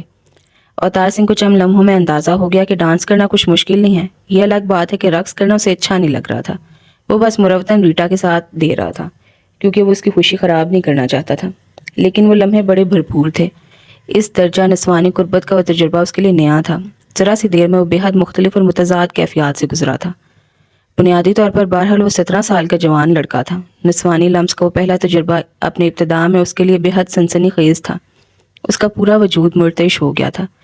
ریٹا بے حد حسین لڑکی تھی، قد میں اسے تھوڑی سی کم۔ ان کے چہروں کے درمیان بہت تھوڑا فاصلہ تھا اور ریٹا اس کی آنکھوں میں جھانک رہی تھی۔ قربت کے ابتدائی لمحوں میں مسحور ہو گیا۔ اسے اچھا لگ رہا تھا، لیکن پھر اچانک اس کی سماعت میں وہ نسوانی آواز گونجی، جس کی وجہ سے اس نے عربی پڑھنی شروع کی تھی۔ وہ آواز جسے سن کر اسے آواز والی سے محبت ہو گئی تھی۔ اس پر اسے محبت کا خیال آیا، محبت جس کی اسے کب سے جستجو تھی۔ پھر اسے محبت کے بارے میں اپنے اسکول کے اردو کے استاد کی گفتگو یاد آئی۔ وہ ابتدائی سحر ایک سے زیادہ مرحلوں میں ٹوٹا تھا۔ سب سے پہلے تو اس لڑکی کی آواز نے اسے احساس دلایا کہ وہ اس کی پاکیزہ محبت ہے۔ اس لمحے اسے احساس ہوا کہ بہت عرصے سے اس نے وہ آواز سنی بھی نہیں اور آواز والی کے بارے میں سوچا بھی نہیں۔ اس کے باوجود وہ محبت ابھی تک ویسی ہی تازہ اور توانا ہے، بلکہ سماعت میں وہ آواز ابھری تو اس کا دل ویسے ہی دھڑکا جیسے اس آواز کو پہلی بار سن کر دھڑکا تھا، اور قربت کا وہ سحر ٹوٹ گیا جس نے چند لمحوں میں اسے اسیر کر لیا تھا۔ اور اچانک اسے ریٹا پارسن بری لگنے لگی۔ اس کے لباس سے اسے کراہیت آنے لگی۔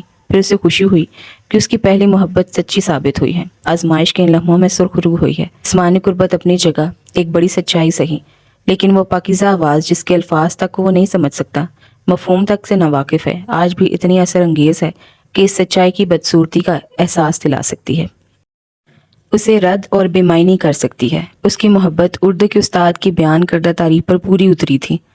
وہ محبت ہی تھی، ہوس نہیں، بلکہ اس نے تو ہوس کے امکان کو بھی باطل کر دیا تھا۔ اس کے ہاتھ وہیں رہے جہاں تھے، لیکن اس کی نگاہوں کا تاثر بدل گیا۔ ریٹا نے بھی وہ تبدیلی دیکھ لی، لیکن وہ جس کیفیت میں تھی اس میں اس تبدیلی کی معنویت کو سمجھ نہیں سکی۔ اسے تو آج پہلی بار اظہار محبت کا موقع ملا تھا، وہ اسے گوا نہیں سکتی تھی۔ کیوں اوتار سنگھ، تمہیں یہ اچانک کیا ہو گیا؟ اس نے سرگوشی میں اوتار سنگھ سے پوچھا۔ کچھ نہیں، مجھے کیا ہوگا؟ نہیں، تم اچانک دور سے ہو گئے۔ یہ دراصل تمہارا لباس اچھا نہیں لگا مجھے۔ مجھے تمہاری یہ بات اچھی لگی، آئندہ میں ریٹا کچھ اور بھی کہتی، مگر اسی لمحے ریکارڈ ختم ہو گیا۔ اچانک خاموشی کی وجہ سے وہ کہتے کہتے رک گئی۔ اوتار سنگھ نے اپنے ہاتھ اس کی کمر سے ہٹا لی، لیکن ریٹا نے اس کے دونوں ہاتھ تھام لیے۔ اتنی جلدی کیا اوتار سنگھ؟ آج میرا برتھ ڈے ہے، ابھی تم میرے ساتھ رہو کچھ اور دیر، اس کے لہجے میں التجا تھی۔ اسی لمحے رام گوپال ان کی طرف چلا آیا۔ میں آئی ہیو دی آنر۔ ریٹا نے اوتار سنگھ کے ہاتھ اور مضبوطی سے پکڑ لیے۔ You will have to wait for some time, اس نے رام گوپال سے کہا۔ Please don't mind. Ram Gopal کا چہرہ کسی آرٹ سے سیاہ ہوگا۔ چند میں وہ وہیں ساکت کھڑا رہا، پھر پلٹ گیا۔ اسی وقت رچرڈ نے دوسرا ریکارڈ لگا دیا۔ وہ بہت رومان انگیز سلو ٹیون تھی۔ رچرڈ کے ساتھ اب امرتا تھی، لیکن اس کی نظروں کا مرکز اوتار سنگھ اور ریٹا تھے۔ دوسری طرف رام گوپال کے پاس بیٹھی ہوئی پش دیکھ رہی تھی۔ ریٹا ٹھاکر جی کو تو چھوڑ ہی نہیں رہی، اس نے سرسری انداز میں کہا۔ وہ تو میں بھی دیکھ رہا ہوں، رام گوپال بولا۔ تم یہ بتاؤ تم کس میں انٹرسٹڈ ہو؟ میں صرف خود میں انٹرسٹڈ ہوں، پشپا نے نخوت سے کہا۔ بہتری بھی اسی میں ہے، شراب کے پیچھے بھاگنے والوں کو پیاس کے سوا کچھ نہیں ملتا۔ تمہیں یہ بات ریٹا سے کہنی چاہیے۔ اوتار سنگھ کے تاثرات دیکھ رہے ہو، وہ بیچارہ بس مروت کر رہا ہے۔ اوتار سنگھ کو میں نے کبھی کسی لڑکی میں دلچسپی لیتے نہیں دیکھا، رام گوپال نے سرد لہجے میں کہا۔ دیکھتے رہو، जोंक पत्थर में भी लगती है। वो मुझे पत्थर नहीं लगता और तुम भी जोंक नहीं लगती, राम गोपाल ने सादगी से कहा। प्लीज़ तुम खामोश ही रहो, पुष्पा ने भुना कर कहा। आज पहले तुम बहुत शर्मिंदा करा चुकी हो। उधर रीटा ने भी अवतार सिंह से खुलकर बात करने का फैसला कर लिया था। मुझे बहुत अच्छा लग रहा है अवतार सिंह, उसने मखमूर आवाज़ में कहा। मुझे कभी किसी के साथ रक्स करना इतना अच्छा नहीं लगा, जानते हो मैं तुम्हें बहुत पसंद करती हूँ। मैं भी तुम्हें पसंद करता हूँ, you are a good friend. मगर मैं तुमसे मोहब्बत करती हूँ, वो मोहब्बत जो एक औरत एक मर्द से करती है। वो मोहब्बत मैंने पहली बार तुमसे की और आप किसी और से कभी नहीं कर सकूंगी। मैं तुम्हारे लिए कुछ भी कर सकती हूँ अवतार सिंह, मैं खुद को बदल भी सकती हूँ। बात इस कदर अचानक और इतनी साफ कोई और डोटोक अंदाज में की गई थी कि अवतार सिंह शशतर रह गया। चंद लम्हे तो वो कुछ सोचने कुछ कहने के काबिल ही नहीं था। फिर उसने बड़ी तेज़ी से खुद को संभाला।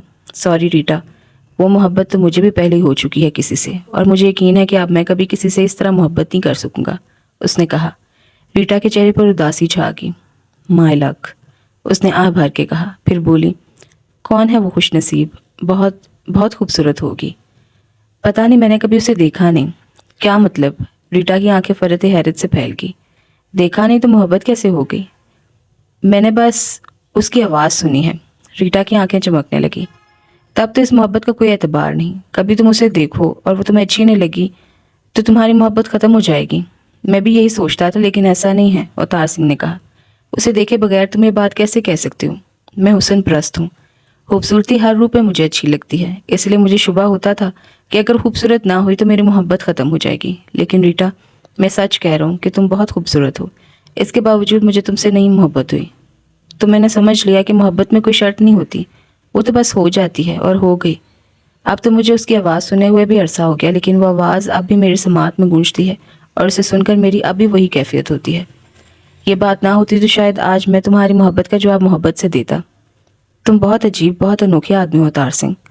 और रीटा, असल में तो मोहब्बत मैं किसी और से करना चाहता था, अवतार सिंह ने गहरी सांस लेकर कहा। बहुत बरसों से मैं इस दुनिया के निज़ाम पर गौर करता रहा हूँ। मैंने बहुत पहले समझ लिया था कि कोई कामिल कुव्वत है जिसने सब कुछ बनाया, मुकम्मल सिस्टम के साथ निज़ाम तरतीब दिया है। वो कुव्वत वाली हस्ती वाहिद है, मुतलकुल अनान और ख़ुद मुख्तार। उस जैसा कोई और हो ही नहीं सकता। वो बहुत मेहरबान है, माँ से ज़्यादा शफीक, बाप से ज़्यादा अनायत करने वाली और ज़रूरत पूरी करने वाली। मैंने बहुत गौर किया और समझा कि मेरे पास जो कुछ भी अच्छा है, मेरे माँ बाप समेत, वो उसका दिया हुआ है। मैं वालिदैन की मेहरबानियों के जवाब में उनका शुक्रगुजार होता हूँ और उसके इजहार के लिए उनसे मोहब्बत करता हूँ। तो उनसे ज़्यादा, सबसे ज़्यादा शुक्रगुजारी और मोहब्बत तो उसका हक़ है। मगर समझे बगैर तो मोहब्बत नहीं होती, या मुझे नहीं हो सकी। चुनाचा मैं इसे समझने की जुस्तजू में लग गया। अब दरमियान मुझे ये मोहब्बत होगी। मेरे बस में होता तो मैं इस मोहब्बत को ख़त्म कर देता, क्योंकि मेरी असल मंजिल तो वो बड़ी मोहब्बत है। रीटा सैरज़दा सी होकर सुन रही थी। मुझे यकीन नहीं आता, उसने कहा। तुम्हें हमारे मज़हब के बारे में समझना चाहिए, मैं तुम्हें बताऊंगी। इसी वक्त रिकॉर्ड ख़त्म हो गया। रिचर्ड ने कहा, अब ज़रा वक्फा कर लें। वो चारों वापस आ गए। कुछ देर सस्ताने के बाद दोबारा सिलसिला शुरू हुआ तो इस बार मैदान में 3 जोड़े थे, अवतार सिंह और अमृता, रिचर्ड और पुष्पा, राम गोपाल और रीटा। नादरा और महमूद ने रक्स में दिलचस्पी नहीं ली। इस पर राम गोपाल जहरीले लहजे में मुस्कुराया। अंदाज ऐसा था जैसे उन पर मजहब के हवाले से तंज करना चाहता हो, लेकिन पिछले तजुर्बे के पेश नज़र से तबसरे की हिम्मत नहीं हुई। रक्स का सिलसिला काफ़ी देर तक चलता रहा। अवतार सिंह ने महज मुरवतन एक राउंड अमृता और पुष्पा के साथ रक्स किया और फिर अपनी जगह फतेह सिंह को दे दी। इस दौरान महमूद रिचर्ड से इजाज़त लेकर उसकी लाइब्रेरी में चला गया। नादरा अकेली बैठी थी। अवतार सिंह उसके पास चला गया। उसे वो रात बहुत तवील लग रही थी। अमृता और पुष्पा ने भी रक्स के दौरान उससे इजहार मोहब्बत किया था। न जाने कि उसने रीटा की तरह उनसे तफसील से बात नहीं की थी, बस ये कहकर टाल दिया था कि वो पहले किसी से मोहब्बत करता है। क्या बात है, तुमने रक्स नहीं किया? अवतार सिंह ने नादरा से पूछा। मुझे दिलचस्पी नहीं है, नादरा ने जवाब दिया। तुम्हारा मज़हब तुम्हें इससे रोकता है? हाँ, रोकता है, लेकिन हम बहुत से ऐसे काम करते हैं जिनसे अल्लाह मना करता है। इस वक्त मेरे इनकार का असल सबब ये है कि मुझे रक्स में कोई दिलचस्पी नहीं है। अल्लाह तुम्हें किन किन बातों से रोकता है? अब तुम्हें क्या बताऊं, बहरहाल सबसे बड़ा गुनाह शिर्क है, अल्लाह के साथ किसी को शरीक करना। अवतार सिंह चंद लम्हे सोचता रहा, फिर बोला, मुझे कोई ऐसी बात बताओ जो तुम अल्लाह के मना करने के बावजूद करती हो।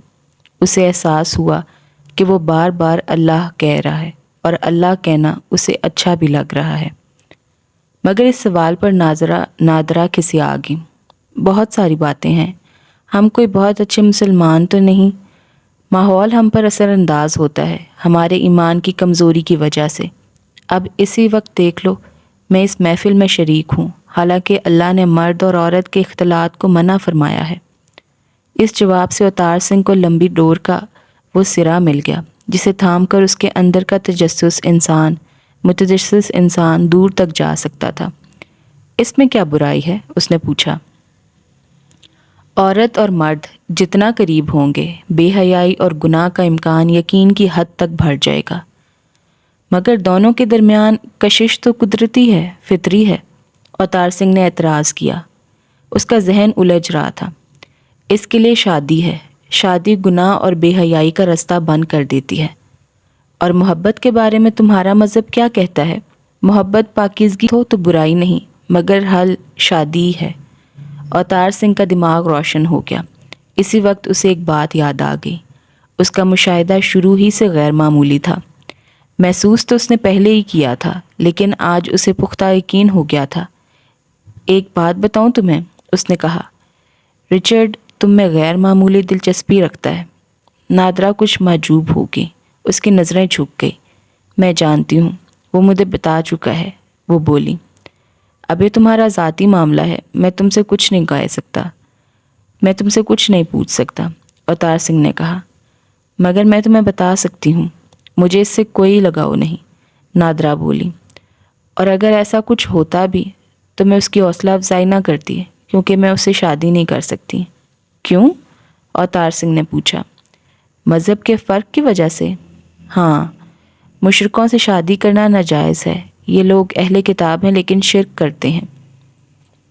مشرک کے بارے میں نادرا نے شروع میں بھی کہا تھا اور وضاحت بھی کی تھی، لیکن یہ اہل کتاب کی اصطلاح اوتار سنگھ کے لیے نہیں تھی۔ اہل کتاب کا کیا مطلب؟ وہ لوگ جن کے پاس اللہ کا کلام موجود ہے۔ ایسی تین ہی قومیں موجود ہیں، یہودی، عیسائی اور مسلمان۔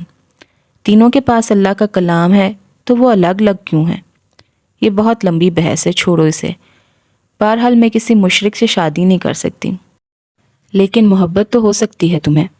نادرا یوں چونکی جیسے اسے کرنٹ لگا ہو، پھر سنبھل کر بولی، ہاں ہو سکتا ہے، لیکن اس صورت میں اس محبت سے لڑوں گی، اسے دل سے نکالنے کی ہر ممکن کوشش کروں گی اور دعا کروں گی کہ وہ مسلمان ہو جائے۔ کوئی مسلمان کیسے ہو سکتا ہے؟ 2 کلمے ہیں ہمارے ہاں۔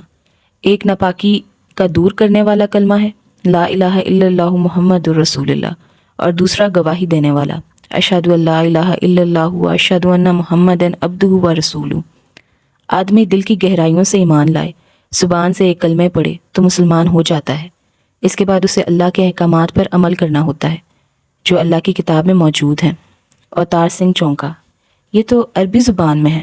ہاں، اللہ کا کلام بھی عربی زبان میں ہی نازل ہوا ہے۔ اوتار سنگھ کا حافظہ بلا کا تھا، دونوں کلمے اسے یاد ہو گئے۔ اب وہ ان کا مطلب سمجھنے کی کوشش کر رہا تھا۔ ابھی اس کی استعداد اتنی نہیں تھی، پھر مشق بھی نہیں تھی۔ اس نے اٹک اٹک کر ترجمہ کیا، اللہ کے سوا کوئی الہ نہیں اور محمد اللہ کے رسول ہیں، اور دوسرا، میں گواہی دیتا ہوں کہ اللہ کے سوا۔ وہ اٹک گیا۔ نادرا اسے بہت غور سے دیکھ رہی تھی، بڑی عجیب نظروں سے دیکھ رہی تھی۔ کوئی معبود نہیں اور محمد صلی اللہ علیہ وآلہ وسلم اللہ کے بندے اور رسول ہیں۔ اس نے جملہ پورا کیا۔ وہ اب بھی اس کی آنکھوں میں دیکھ رہی تھی۔ تم غیر معمولی آدمی ہو اوتار سنگھ، کاش تم، یہ کہتے ہوئے اس نے نظریں جھکا لی۔ اوتار سنگھ اتنا ناسمجھ نہیں تھا کہ اس کا جملہ مکمل نہ کر پاتا۔ اس رات وہ چوتھا اظہار محبت تھا جو اس سے کیا گیا، لیکن یہ آخری اظہار مشہور تھا۔ اسی وقت رقص کا سلسلہ موقوف ہو گیا۔ وہ سب یکجاں ہو گئے۔ بس ذرا دیر سستا لیں، پھر کھانا کھائیں گے، رچرڈ نے اعلان کیا۔ وہ پارٹی اور تار سنگھ کو سوچنے کے لیے بہت کچھ دے گئی۔ یہی نہیں، اس نے اس آواز والی کی محبت کو پھر سے توانا کر دیا۔ یہ بات نہیں کہ وہ محبت کبھی ہلکی پڑی ہے، البتہ یہ ضرور تھا کہ مصروفیت نے اسے دبا دیا تھا۔ اس کے پاس اتنا وقت ہی نہیں بچتا تھا۔ دوسرا، اب وہ اس آواز سے محروم بھی ہو چکا تھا۔ نادرا کی بات سنتے ہوئے اسے احساس ہوا تھا کہ اب وہ اس پر سوچ رہا تھا۔ محبت ایک آفاقی جذبہ تھا، اس کے بے شمار روپ تھے۔ ایک انسان کی دوسرے انسان سے محبت، دوستوں کی محبت، بہن بھائی کی محبت، ماں باپ کی محبت، اولاد کی محبت، اور سب سے بڑھ کر مخلوق کی اپنے خالق سے محبت، یہ سب محبتیں ہیں جو انسان کرتا ہے اور کرتا رہے گا۔ غور کرو تو ان میں سے کوئی بھی محبت بے غرض نہیں ہے۔ انسان کتنا ہی بے غرض ہو مگر کسی دوسرے انسان سے محبت کرتے ہوئے مکمل طور پر بے غرض نہیں ہو سکتا۔ کوئی غرض نہ ہو تو تنہائی دور کرنے کی غرض تو ہے، اکیلا تو کوئی نہیں رہ سکتا۔ انسان معاشرتی جانور ہے تو تعلق رکھنے کی غرض تو ایک بڑی سچائی ہے۔ دوستی کا بھی یہی حال ہے۔ کوئی ہم خیال جو اچھا بھی لگتا ہو اس سے مل کر بات کر کے دل کو خوش ہوتا ہے، غرض تو ہوئی نا۔ اور اختلاف ہو جائے، سنگین نوعیت کا اختلاف ہو تو آدمی اس دوست کو چھوڑ دیتا ہے، کوئی اور دوست تلاش کر لیتا ہے۔ بھائی بہن کی محبت کا اس نے تجربہ نہیں کیا تھا، یہ نعمت اسے ملی ہی نہیں تھی، لیکن وصال دن کے حوالے سے وہ اسے سمجھ سکتا تھا۔ بھائی دوست سے بڑی ضرورت ہوتا ہے، ایک بہت اپنا جو ہر کڑے وقت میں ساتھ رہے، ہمارا دکھ بانٹے، ہمیں تسلی دے۔ اب اولاد کی محبت کو لیں تو ماں باپ سے اولاد کی غرض ہوتی ہے، بلکہ اس کی کوئی حد نہیں ہوتی۔ آدمی کو اتنا کچھ ملتا ہے ماں باپ سے، وہ ان سے محبت نہ کرے تو کیا کرے؟ اور خدا کی محبت، وہ تو ہے ہی محتاج کی محبت، جو وہ اس سے کرتا ہے، جو اس کی ہر ضرورت پوری کرتا ہے۔ وہ ماں باپ سے بڑھ کر خیال رکھنے والا، ضرورتیں پوری کرنے والا ہے۔ بس ماں باپ کی اولاد سے محبت سب سے مختلف ہے، مگر نہایت بے غرض ہونے کے باوجود غرض سے بالکل پاک وہ بھی نہیں ہے۔ باپ کو اولاد سے ایک معصوم سی غرض ہوتی ہے کہ وہ اس کی نسل کو آگے بڑھائے، مرنے کے بعد بھی اس کے نام کو زندہ رکھے۔ ہاں، ماں کی محبت شاید بالکل بے غرض ہوتی ہے، اسی کا بس چلے تو اولاد کا ہر دکھ خود لے لے اور اسے اس دکھ سے محفوظ کر دے۔ ماں باپ کی محبت پر اس نے سوچا تو اسے سب کچھ بنانے والے کی، خالق کی اپنی مخلوق کے لیے محبت کا خیال آیا۔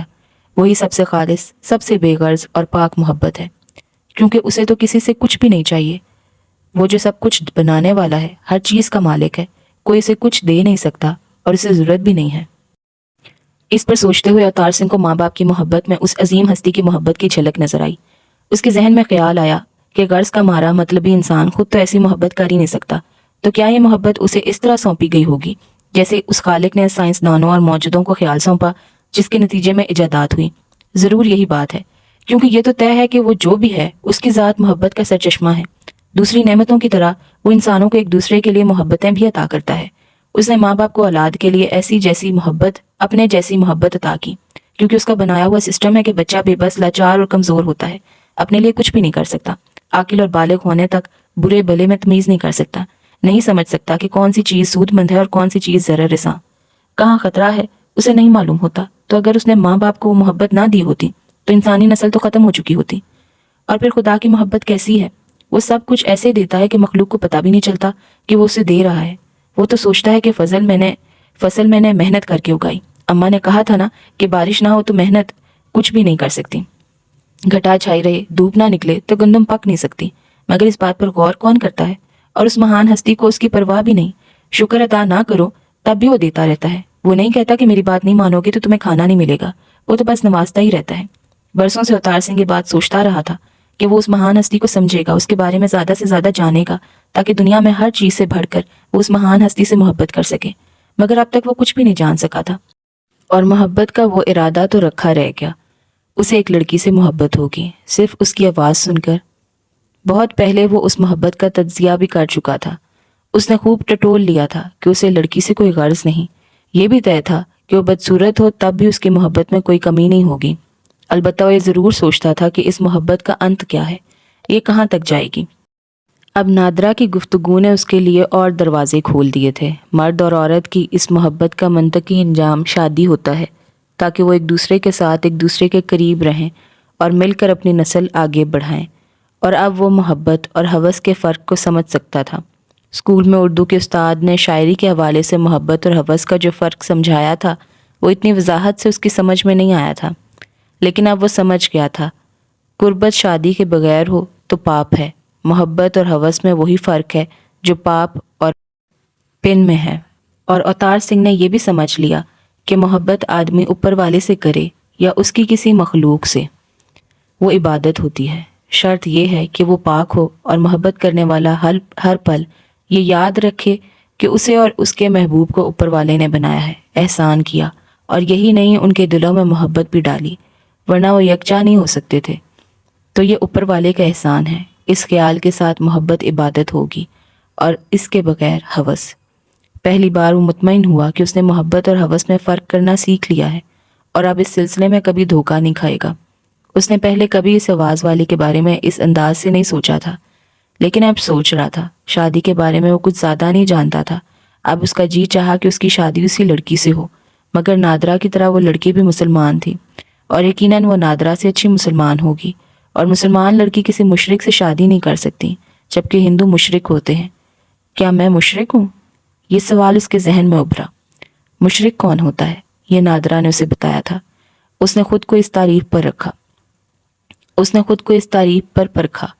اس اعتبار سے وہ مشرک نہیں تھا کیونکہ اس نے از خود یہ نتیجہ نکالا تھا کہ کائنات کا یہ مربوط نظام قوت کے ارتکاز کے بل پر قائم ہے۔ اقتدار ایک سے زیادہ قوتوں کے پاس ہوتا تو اس میں خلل پڑتا۔ اس نے ہمیشہ اس مہان ہستی کو ایک مانا تھا۔ وہ بلا شراکت غیرے پہ نظام چلا رہا تھا، تو وہ مشرک تو نہیں۔ اسے اطمینان کی سانس لی۔ اس نے تو ماں کی موت والے دن مورتی کو چیلنج کیا تھا، اسے بھگوان ماننے سے انکار کیا تھا، بلکہ وہ تو بتوں کی پوجا کے سلسلے میں بہت پہلے سے ماتا جی سے بحث کیا کرتا تھا۔ اب وہ پوری طرح سمجھ گیا کہ بتوں کی پوجا کرنا شرک ہے، تو وہ مشرک تو نہیں، لیکن یہ سچ ہے کہ وہ ہندو تھا اور ہندو مشرک ہوتے ہیں۔ پہلی بار اس نے سوچا کہ وہ بتوں کو نہیں مانتا، ان کی پوجا نہیں کرتا اور وہ ایک مہان ہستی پر یقین رکھتا ہے، تب تو اسے ہندو دھرم کو چھوڑ دینا چاہیے۔ مگر کیا دھرم یوں ہی چھوڑا جا سکتا ہے؟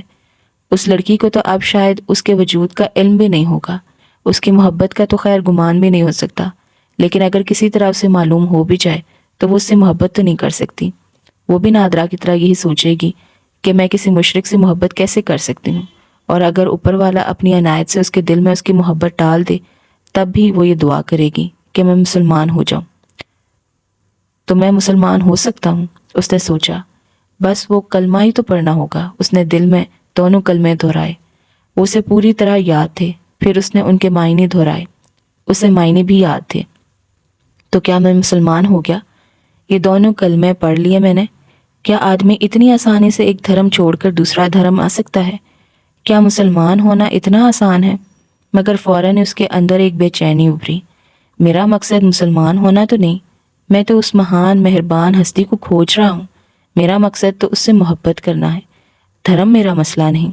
میں اس لڑکی کی خاطر مسلمان ہو جاؤں تو یہ تو بے ایمانی ہوگی۔ وہ سوچتا اور الجھتا رہا۔ آخر اس نے فیصلہ کیا کہ اب وہ مذاہب کے بارے میں جاننے کی کوشش کرے گا۔ لفظ اللہ کے بارے میں اسے تجسس تھا، اسے زبان سے ادا کرنا اسے بہت اچھا لگتا تھا، بڑی اپنائیت کا احساس ہوتا تھا۔ اللہ سوچتا بھی تو اس کے اندر بڑے خوبصورت جذبے جاگتے تھے۔ یہ اللہ کیا ہے؟ کون ہے؟ کیسا ہے؟ وہ اٹھا اور کوٹھے پر چلا گیا۔ اس کے اندر ایک عجیب سا اضطراب مچل رہا تھا۔ کوٹھے پر آسمان کے نیچے کھڑے ہو کر اس نے کمر کے بل جھکتے ہوئے آسمان کا تصور کر کے بڑی عاجزی سے پکارا، تو جو کوئی بھی ہے، اے سب کچھ بنانے والے، میں تیرا اعتراف کرتا ہوں اور تیرے سامنے خود کو جھکاتا ہوں۔ میں تیری جستجو کر رہا ہوں، تو مجھے مل جا، مجھے اپنا رستہ دکھا دے، مجھے اپنا بنا لے کہ میں تجھ سے محبت کرنا چاہتا ہوں۔ یہ اس کی پوجا تھی اور ماتا جی کے دیہانت کے بعد سے اب تک اس کا معمول رہا تھا۔ اس روز یہ پوجا کر کے اس نے سر اٹھایا تو مطمئن ہو گیا، بے حد مطمئن۔ پہلے وہ ہندو ہو، بھلے وہ ہندو ہو، لیکن وہ مشرک ہرگز نہیں ہے۔ پڑھائی کا شیڈیول بہت سخت تھا، اس پر متضاد عربی کی پڑھائی جسے اوتار سنگھ کورس سے زیادہ اہمیت دیتا تھا۔ پھر مولوی صاحب نے اسے اپنے ہاتھ کی لکھی ہوئی پہلی کہانی لا کر دی جو عربی زبان میں تھی۔ اوتار سنگھ بہت خوش ہوا، مگر اسے پڑھ کر اسے اندازہ ہو گیا کہ ابھی وہ عربی کو پوری طرح سمجھنے کی اہلیت سے بہت دور ہے۔ اس میں کوئی شک نہیں کہ اس کی قواعد بڑی مضبوط تھی، لیکن اس کا ذخیرہ الفاظ فی الحال بہت محدود تھا۔ لیکن اسے یقین ہو بھی گیا تھا کہ ذخیرہ الفاظ ایسی کہانیاں پڑھنے سے بنے گا، اور جوں ذخیرہ الفاظ بڑھے گا اس کی عربی کی استعداد بھی بڑھتی رہے گی۔ مذاہب کے بارے میں زیادہ سے زیادہ جاننے کی اس کی خواہش شدید ہو گئی تھی، لیکن کسی سے بات کرنے کا موقع ہی نہیں مل رہا تھا۔ خالی پیریڈز میں سب ادھر ادھر کی باتیں کرتے تھے، زیادہ ہوتا تو پڑھائی پر بات ہو جاتی۔ بہرحال اوتار سنگھ موقع نکالنے کی تلاش میں تھا۔ پہلا موقع اسے رچرڈ سے بات کرنے کا ملا۔ اس روز خالی پیریڈ میں وہ سب لائبریری میں تھے۔ وجہ یہ تھی کہ امتحان قریب آ رہے تھے اور سب بڑی سنجیدگی سے پڑھائی میں مصروف تھے۔ اچانک رچرڈ نے کہا، میرے سر میں شدید درد ہو رہا ہے، کسی کا کافی پینے کا موڈ ہے؟ سب نے انکار کر دیا۔ میں چلتا ہوں، اوتار سنگھ نے کہا۔ تو آؤ پھر چلیں۔ وہ دونوں لائبریری سے نکلے اور کینٹین کی طرف چل دیے۔ کینٹین میں رچرڈ نے کافی کا آرڈر دیا۔ اوتار سنگھ کی سمجھ میں نہیں آ رہا تھا کہ بات شروع کیسے کریں۔ پھر اس نے بلا واسطہ بات کرنے کا فیصلہ کر لیا۔ رچرڈ، مجھے اپنے مذہب کے بارے میں بتاؤ۔ رچرڈ نے چونک کر اسے دیکھا۔ یہ خیال کیسے آ گیا تمہیں؟ اس روز پارٹی میں تم نے ہندو دھرم کے بارے میں جو کچھ کہا وہ میں بہت پہلے سے سوچتا رہا ہوں۔ ہر معقول آدمی کو سوچنا چاہیے، رچرڈ نے پرجوش لہجے میں کہا۔ میں غور کرتا ہوں تو تم لوگوں کا دھرم مجھے مذہب کہیں سے نہیں لگتا۔ ہاں، اسے ثقافت کہا جا سکتا ہے۔ بھلا بتاؤ تو، پتھر کے بتوں کی پوجا کرنا، انہیں بھینٹ دینا، اس عہد کے شایان شان تو نہیں؟ تم لوگ اتنے وہمی اور ضعیف العقائد ہو، اعتقاد ہو کہ درختوں تک سے اولاد مانگتے ہو۔ اوتار سنگھ کو یاد آیا کہ اس کے ماتا اور پتا نے اس کے لیے برگد کے درخت پر منت مانی تھی اور وہ پیڑ ہی سوکھ گیا تھا۔ میں اس سلسلے میں بہت شروع سے سوچتا رہا ہوں، میں نے کبھی دل سے پوجا نہیں کی اور 4 سال سے تو میں نے مورتیوں کو ماننا ہی چھوڑ دیا ہے۔ تو مجھے شروع ہی سے غیر معمولی لگے تھے۔ رچرڈ کے لہجے میں ستائش تھی۔ مگر رچرڈ، یہ کائنات کا نظام خود بخود تو نہیں چل رہا ہے، کوئی تو ہے جو اسے چلا رہا ہے۔ بے شک، اور وہ خدا ہے جس نے 6 دن میں یہ نظام قائم کیا۔ تو تم اسے خدا کہتے ہو، کیوں؟ آسمانی کتاب میں یہی نام ہے اس کا، گاڈ، خدا۔ اس نے اپنے بیٹے مسیح مصلوب کو دنیا میں اپنی کتاب دے کر بھیجا کہ انسانوں کو محبت کی تعلیم دے اور دکھوں سے نجات کا رستہ دکھائے۔ اوتار سنگھ کی آنکھیں حیرت سے پھیل گئیں۔ خدا کا بیٹا بھی ہے؟ یہ کیسے ہو سکتا ہے؟ اسے مقدس کنواری ماں نے جنم دیا تھا، پاک دامن میری نے۔ چرچ کے باہر بڑی صلیب پر تم نے ان کا مجسمہ دیکھا ہوگا اور ورجن میری کی شبیہ بھی دیکھی ہوگی، کم سن مسیح کو گود میں لیے ہوئے، چہرے کے گرد نور کا ہار۔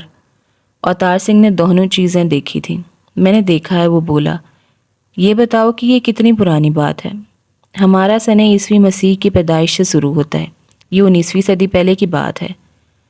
یہ 19 صدی پہلے کی بات ہے۔ تو تمہیں کیسے معلوم کہ مقدس ماں اور مسیح ایسے تھے؟ اوتار سنگھ نے اعتراض کیا۔ اس کی کیا اہمیت ہے؟ اس زمانے میں کوئی مصور ہوگا، اس زمانے میں کوئی مصور ہوگا جس نے انہیں دیکھ کر ان کی تصویر بنا لی ہوگی۔ اوتار سنگھ کی تسلی نہیں ہوئی۔ ایک تو یہ خدا اس کے تصور کے خدا سے بہت مختلف تھا، اس پر یہ شبیہ اور مورتی والی بات۔ تمہارا مذہب ہم سے کچھ زیادہ مختلف تو نہیں؟ اس نے کہا۔ بت تو تم بھی بناتے ہو، مگر ہم بت پرست نہیں ہیں، رچرڈ نے سخت برا مان کر کہا۔ پہلے بت بنتا ہے، پھر بت پرستی ہی ہوتی ہے۔ میں ایسی باتیں نہیں سن سکتا، رچرڈ بدمزہ ہو گیا۔ کیوں؟ میں نے جب پہلی بار بھگوان کی مورت دیکھی تھی تو اپنی ماتا جی سے یہی سوال کیا تھا اور ان کے جواب سے مجھے تسلی نہیں ہوئی تھی۔ پھر میں نے کبھی بھگوان کو دل سے نہیں مانا۔ تم کیوں برا مانتے ہو؟ میں تو ایک معقول بات کر رہا ہوں۔ خیر چھوڑو اس بات کو۔ اور یہ تمہیں کیسے پتا چلا کہ مسیح خدا کے بیٹے تھے؟ ہمارے پاس آسمانی کتاب بائبل ہے نا، اس میں لکھا ہے اس میں یہ لکھا ہے۔ رچرڈ گڑبڑا گیا۔ ظاہر ہے اس میں لکھا ہوگا، تبھی تو ہم یہ بات مانتے ہیں۔ تم نے نہیں پڑھی بائبل؟ نہیں۔ رچرڈ کچھ شرمندہ نظر آ رہا تھا۔ اس نے کافی کی پیالی خالی کر کے ہٹا دی۔ اب چلیں، پیریڈ شروع ہونے والا ہے۔ اوتار سنگھ بھی اٹھ کھڑا ہوا۔ اب اس کے پاس سوچنے کا کافی سامان تھا۔ کئی دن تک وہ سوچتا رہا۔ اس کا جو خدا کا تصور تھا وہ رچرڈ کے تصور سے بالکل مختلف تھا۔ اس کا خدا سب سے الگ، سب سے منفرد اور مختلف، ہر چیز پر قدرت رکھنے والا تھا۔ یہ اولاد والا معاملہ تو اسے بہت برا لگا۔ کیا خدا نے شادی بھی کی ہوگی؟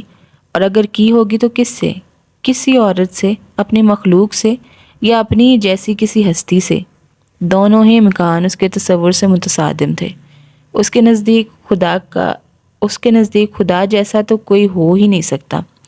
ہوتا تو اس کی انفرادیت ختم ہو جاتی ہے، اور اگر مسیح خدا کے بیٹے تھے تو یہ تو طے ہے کہ وہ انسان تھے۔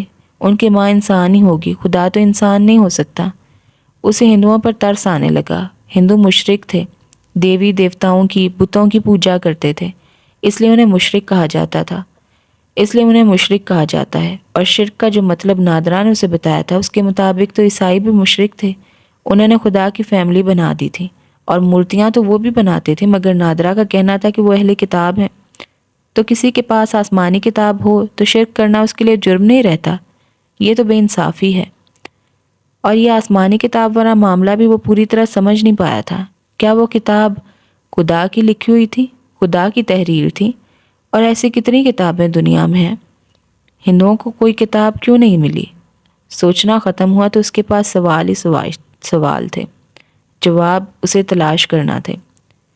وصال دن کے امتحان بھی ہو چکے تھے اور نتیجہ بھی نکل آیا تھا، وہ پاس ہو گیا تھا۔ مبارک ہو ویر جی، تمہیں تو آزادی مل گئی۔ اوتار سنگھ نے اس سے کہا۔ آزادی کیسی؟ میں تو تمہارے ساتھ ہی آزاد ہوں گا، وصال دین نے کہا۔ نہیں ویر جی، اب یہ ممکن نہیں، اوتار سنگھ نے گہری سانس لے کر کہا۔ دیکھو نا، اب تمہاری مہینے کی چھٹیاں شروع ہو رہی ہیں اور میرے امتحان میں ابھی 20 دن باقی ہیں۔ مجھے تو کوئی 1.5 ماہ بعد آزادی ملے گی، اس کے بعد امتحان کا نتیجہ آنے تک چھٹیاں ہوں گی، لیکن میری آزادی کے چند دنوں کے بعد ہی تمہارا اسکول کھل جائے گا اور تمہیں واپس آنا پڑے گا۔ وصال دن کی سمجھ میں پیچیدہ حساب نہیں آیا۔ میں نہیں سمجھا بھائی، کیا اس بار ہم گاؤں صرف 10-12 دن کے لیے جائیں گے؟ اس نے پوچھا۔ ارے نہیں، گھبراؤ نہیں ویر جی، تم ابھی گاؤں چلے جاؤ، میں 1.5 ماہ بعد گاؤں آؤں گا۔ ہم 10-12 دن ساتھ رہیں گے، پھر تم دہلی واپس آ جاؤ گے اور میں وہیں رکوں گا رزلٹ آنے تک۔ تو ہم صرف 10-12 دن ساتھ رہیں گے؟ وصال دین نے تعصب سے کہا۔ 1.5 ماہ تم یہاں اکیلے رہو گے؟ نہیں بھائی، میں تمہیں چھوڑ کر نہیں جاؤں گا، میں تمہارے ساتھ ہی گاؤں جاؤں گا۔ اوتار سنگھ کو اس پر پیار آ گیا۔ نہیں ویر جی، یہ زیادتی ہوگی، وہاں اماں اور چاچا تمہارا انتظار کریں گے، ان کی خوشیوں کے یہ اتنے سارے دن میں تم سے نہیں سیکھ سکتا، تمہیں جانا ہوگا۔ وصال دین نے اماں اور ابا کے بارے میں سوچا اور کشمکش میں پڑ گیا۔ وہ اوتار سنگھ کو اکیلا بھی نہیں چھوڑنا چاہتا تھا اور اماں اور ابا کی یاد بھی اسے ستانے لگی تھی۔ پھر اس نے فیصلہ کر ہی لیا۔ وہ سر جھٹکتے ہوئے بولا، نہیں بھائی، میں تمہارے ساتھ ہی رہوں گا۔ اس لیے میں وصال دن کی خالص محبت کو اوتار سنگھ نے اپنے دل میں اترتا محسوس کیا۔ اس کی آنکھیں بھیگ گئی۔ تم بہت اچھے ہو ویر جی، اور مجھے بہت پیارے ہو، لیکن یہ میں نہیں ہونے دوں گا، تمہیں جانا ہی ہوگا۔ اوتار سنگھ کا لہجہ فیصلہ کن تھا اور وصال دن نے کبھی اس کی بات نہیں ٹالی تھی۔ بھائی، صرف تمہاری خاطر میں نے پڑھائی میں دلچسپی لی، ورنہ میرا دل نہیں لگتا تھا پڑھنے میں، اس نے اداس لہجے میں کہا۔ لیکن اب میں پچھتا رہا ہوں، کاش میں نے پڑھائی میں دلچسپی لی ہوتی تو آج یوں تمہیں اکیلا چھوڑ کر نہیں جاتا۔ یہ سزا ملی ہے مجھے بے دلی کی۔ میں نہیں سمجھا ویر جی، میں دل لگا کر پڑھتا تو کالج میں تمہارے ساتھ ہوتا نا۔ یہ بھی اس کی محبت تھی۔ اوتار سنگھ کا دل خوش ہو گیا۔ آپ پچھتائے کیا ہوئے ویر جی، اس نے ہنستے ہوئے کہا۔ لیکن بھائی، میں اکیلا تو گاؤں جا بھی نہیں سکتا، وصال دین نے کچھ سوچ کر کہا۔ مجھے تو راستہ بھی نہیں معلوم۔ تو تم اکیلا تھوڑی جاؤ گے، رگو اور تمہیں گاؤں چھوڑ کر واپس آ جائے گا۔ مگر پھر یہاں رگو کا کام کون کرے گا؟ وصال دین پریشان ہو گیا۔ تم فکر بہت کرتے ہو ویر جی۔ ارے ایک ہی دن کی تو بات ہے، کوئی فرق نہیں پڑے گا۔ وصال دین نے ذہن تو بنا لیا، لیکن جاتے وقت وہ اوتار سنگھ سے لپٹ کر اتنا رویا کہ ہچکیاں بند گئیں۔ میں تمہارے بغیر کیسے رہوں گا بھائی، میرا وہاں دل نہیں لگے گا، وہ بار بار کہہ رہا تھا۔ اوتار سنگھ کو بھی رونا آ رہا تھا، لیکن اس نے آنسو پھی لیے۔ جانتا تھا کہ وہ رویا تو وصال دین کو گاؤں نہیں بھیج سکے گا، وہ جائے گا ہی نہیں۔ ورنہ سچی بات یہ ہے کہ اس کا بھی برا حال تھا، آج تک وہ ایک دوسرے سے جدا نہیں ہوئے تھے۔ تم اماں سے میری باتیں کیا، اور ہاں، میرے پتا جی کا بہت خیال رکھنا، وہ بہت اکیلے ہیں، ان کے پاس روز جایا کرنا۔ اوتار سنگھ نے اسے گاؤں جانے کا گویا ایک اور مقصد بھی دے دیا۔ پتا جی کو تمہاری صورت میں میری صورت نظر آیا کرے گی، یہ کہنے کی ضرورت ہی نہیں۔ یوں وصال دن گاؤں چلا گیا۔ اگلے روز رگھو اسے چھوڑ کر واپس آیا تو ٹھاکر کے تحفوں سے لدا پھدا تھا جو اس نے اوتار سنگھ کے لیے بھیجے تھے، مگر اوتار سنگھ کو سب سے قیمتی چیز وہ حلوہ لگا جو اماں نے اس کے لیے اپنے ہاتھوں سے بنا کر بھیجا تھا۔ جب سے اوتار سنگھ کالج میں گیا تھا، اس کا وصال دن سے ملنا بہت کم ہو گیا تھا۔ کالج کا طویل دورانیہ، پھر زیادہ پڑھائی کی وجہ سے مصروفیت، اتوار تو چھوڑ کر بس وہ کھانے پر ہی ساتھ ہوتے تھے۔ لیکن اب وہ چلا گیا تو اوتار سنگھ کو گھر سونا سونا لگنے لگا۔ امتحانوں کی وجہ سے پڑھائی کی بہت زیادہ مصروفیت نہ ہوتی تو شاید وہ بہت تڑپتا۔ جدائی کی پہلی رات وہ اپنے کمرے کی تنہائی میں جی بھر کے رویا۔ اس نے وہ آنسو بھی بہا دیے جو ویر جی کے سامنے نہیں بہا سکا تھا۔ پھر بہرحال پڑھائی نے جدائی کے اس احساس کو بہت ہی کم کر دیا۔ وصال دین گاؤں پہنچا تو سب سے پہلے اس کی ملاقات ابا سے ہوئی جو کھیتوں میں کام کر رہے تھے۔ اس نے ابا کو سلام کیا۔ رگو نے انہیں پرنام کہا۔ کب آیا وصال دین؟ جمال دین نے پوچھا۔ ابھی آ رہا ہوں ابا۔ جمال دین کی نظریں ادھر ادھر بھٹکیں، پھر ان میں مایوسی اور حیرت کا تاثر ابھرا۔ چھوٹے ٹھاکر کہاں ہیں؟ وہ تو نہیں آئے ابا، ابھی تو ان کے امتحان بھی نہیں ہوئے، مہینہ ڈیڑھ کے بعد آئیں گے وہ۔ تب تو تجھے بھی نہیں آنا چاہیے تھا وصال دین، تو چھوٹے ٹھاکر کو اکیلا چھوڑ آیا؟ جمال دین نے سخت لہجے میں کہا۔ میں نہیں چھوڑ کے آیا ابا، چھوٹے ٹھاکر نے زبردستی بھیجا ہے مجھے، وصال دین نے ندامت سے کہا۔ چاہے رگو سے پوچھ لو،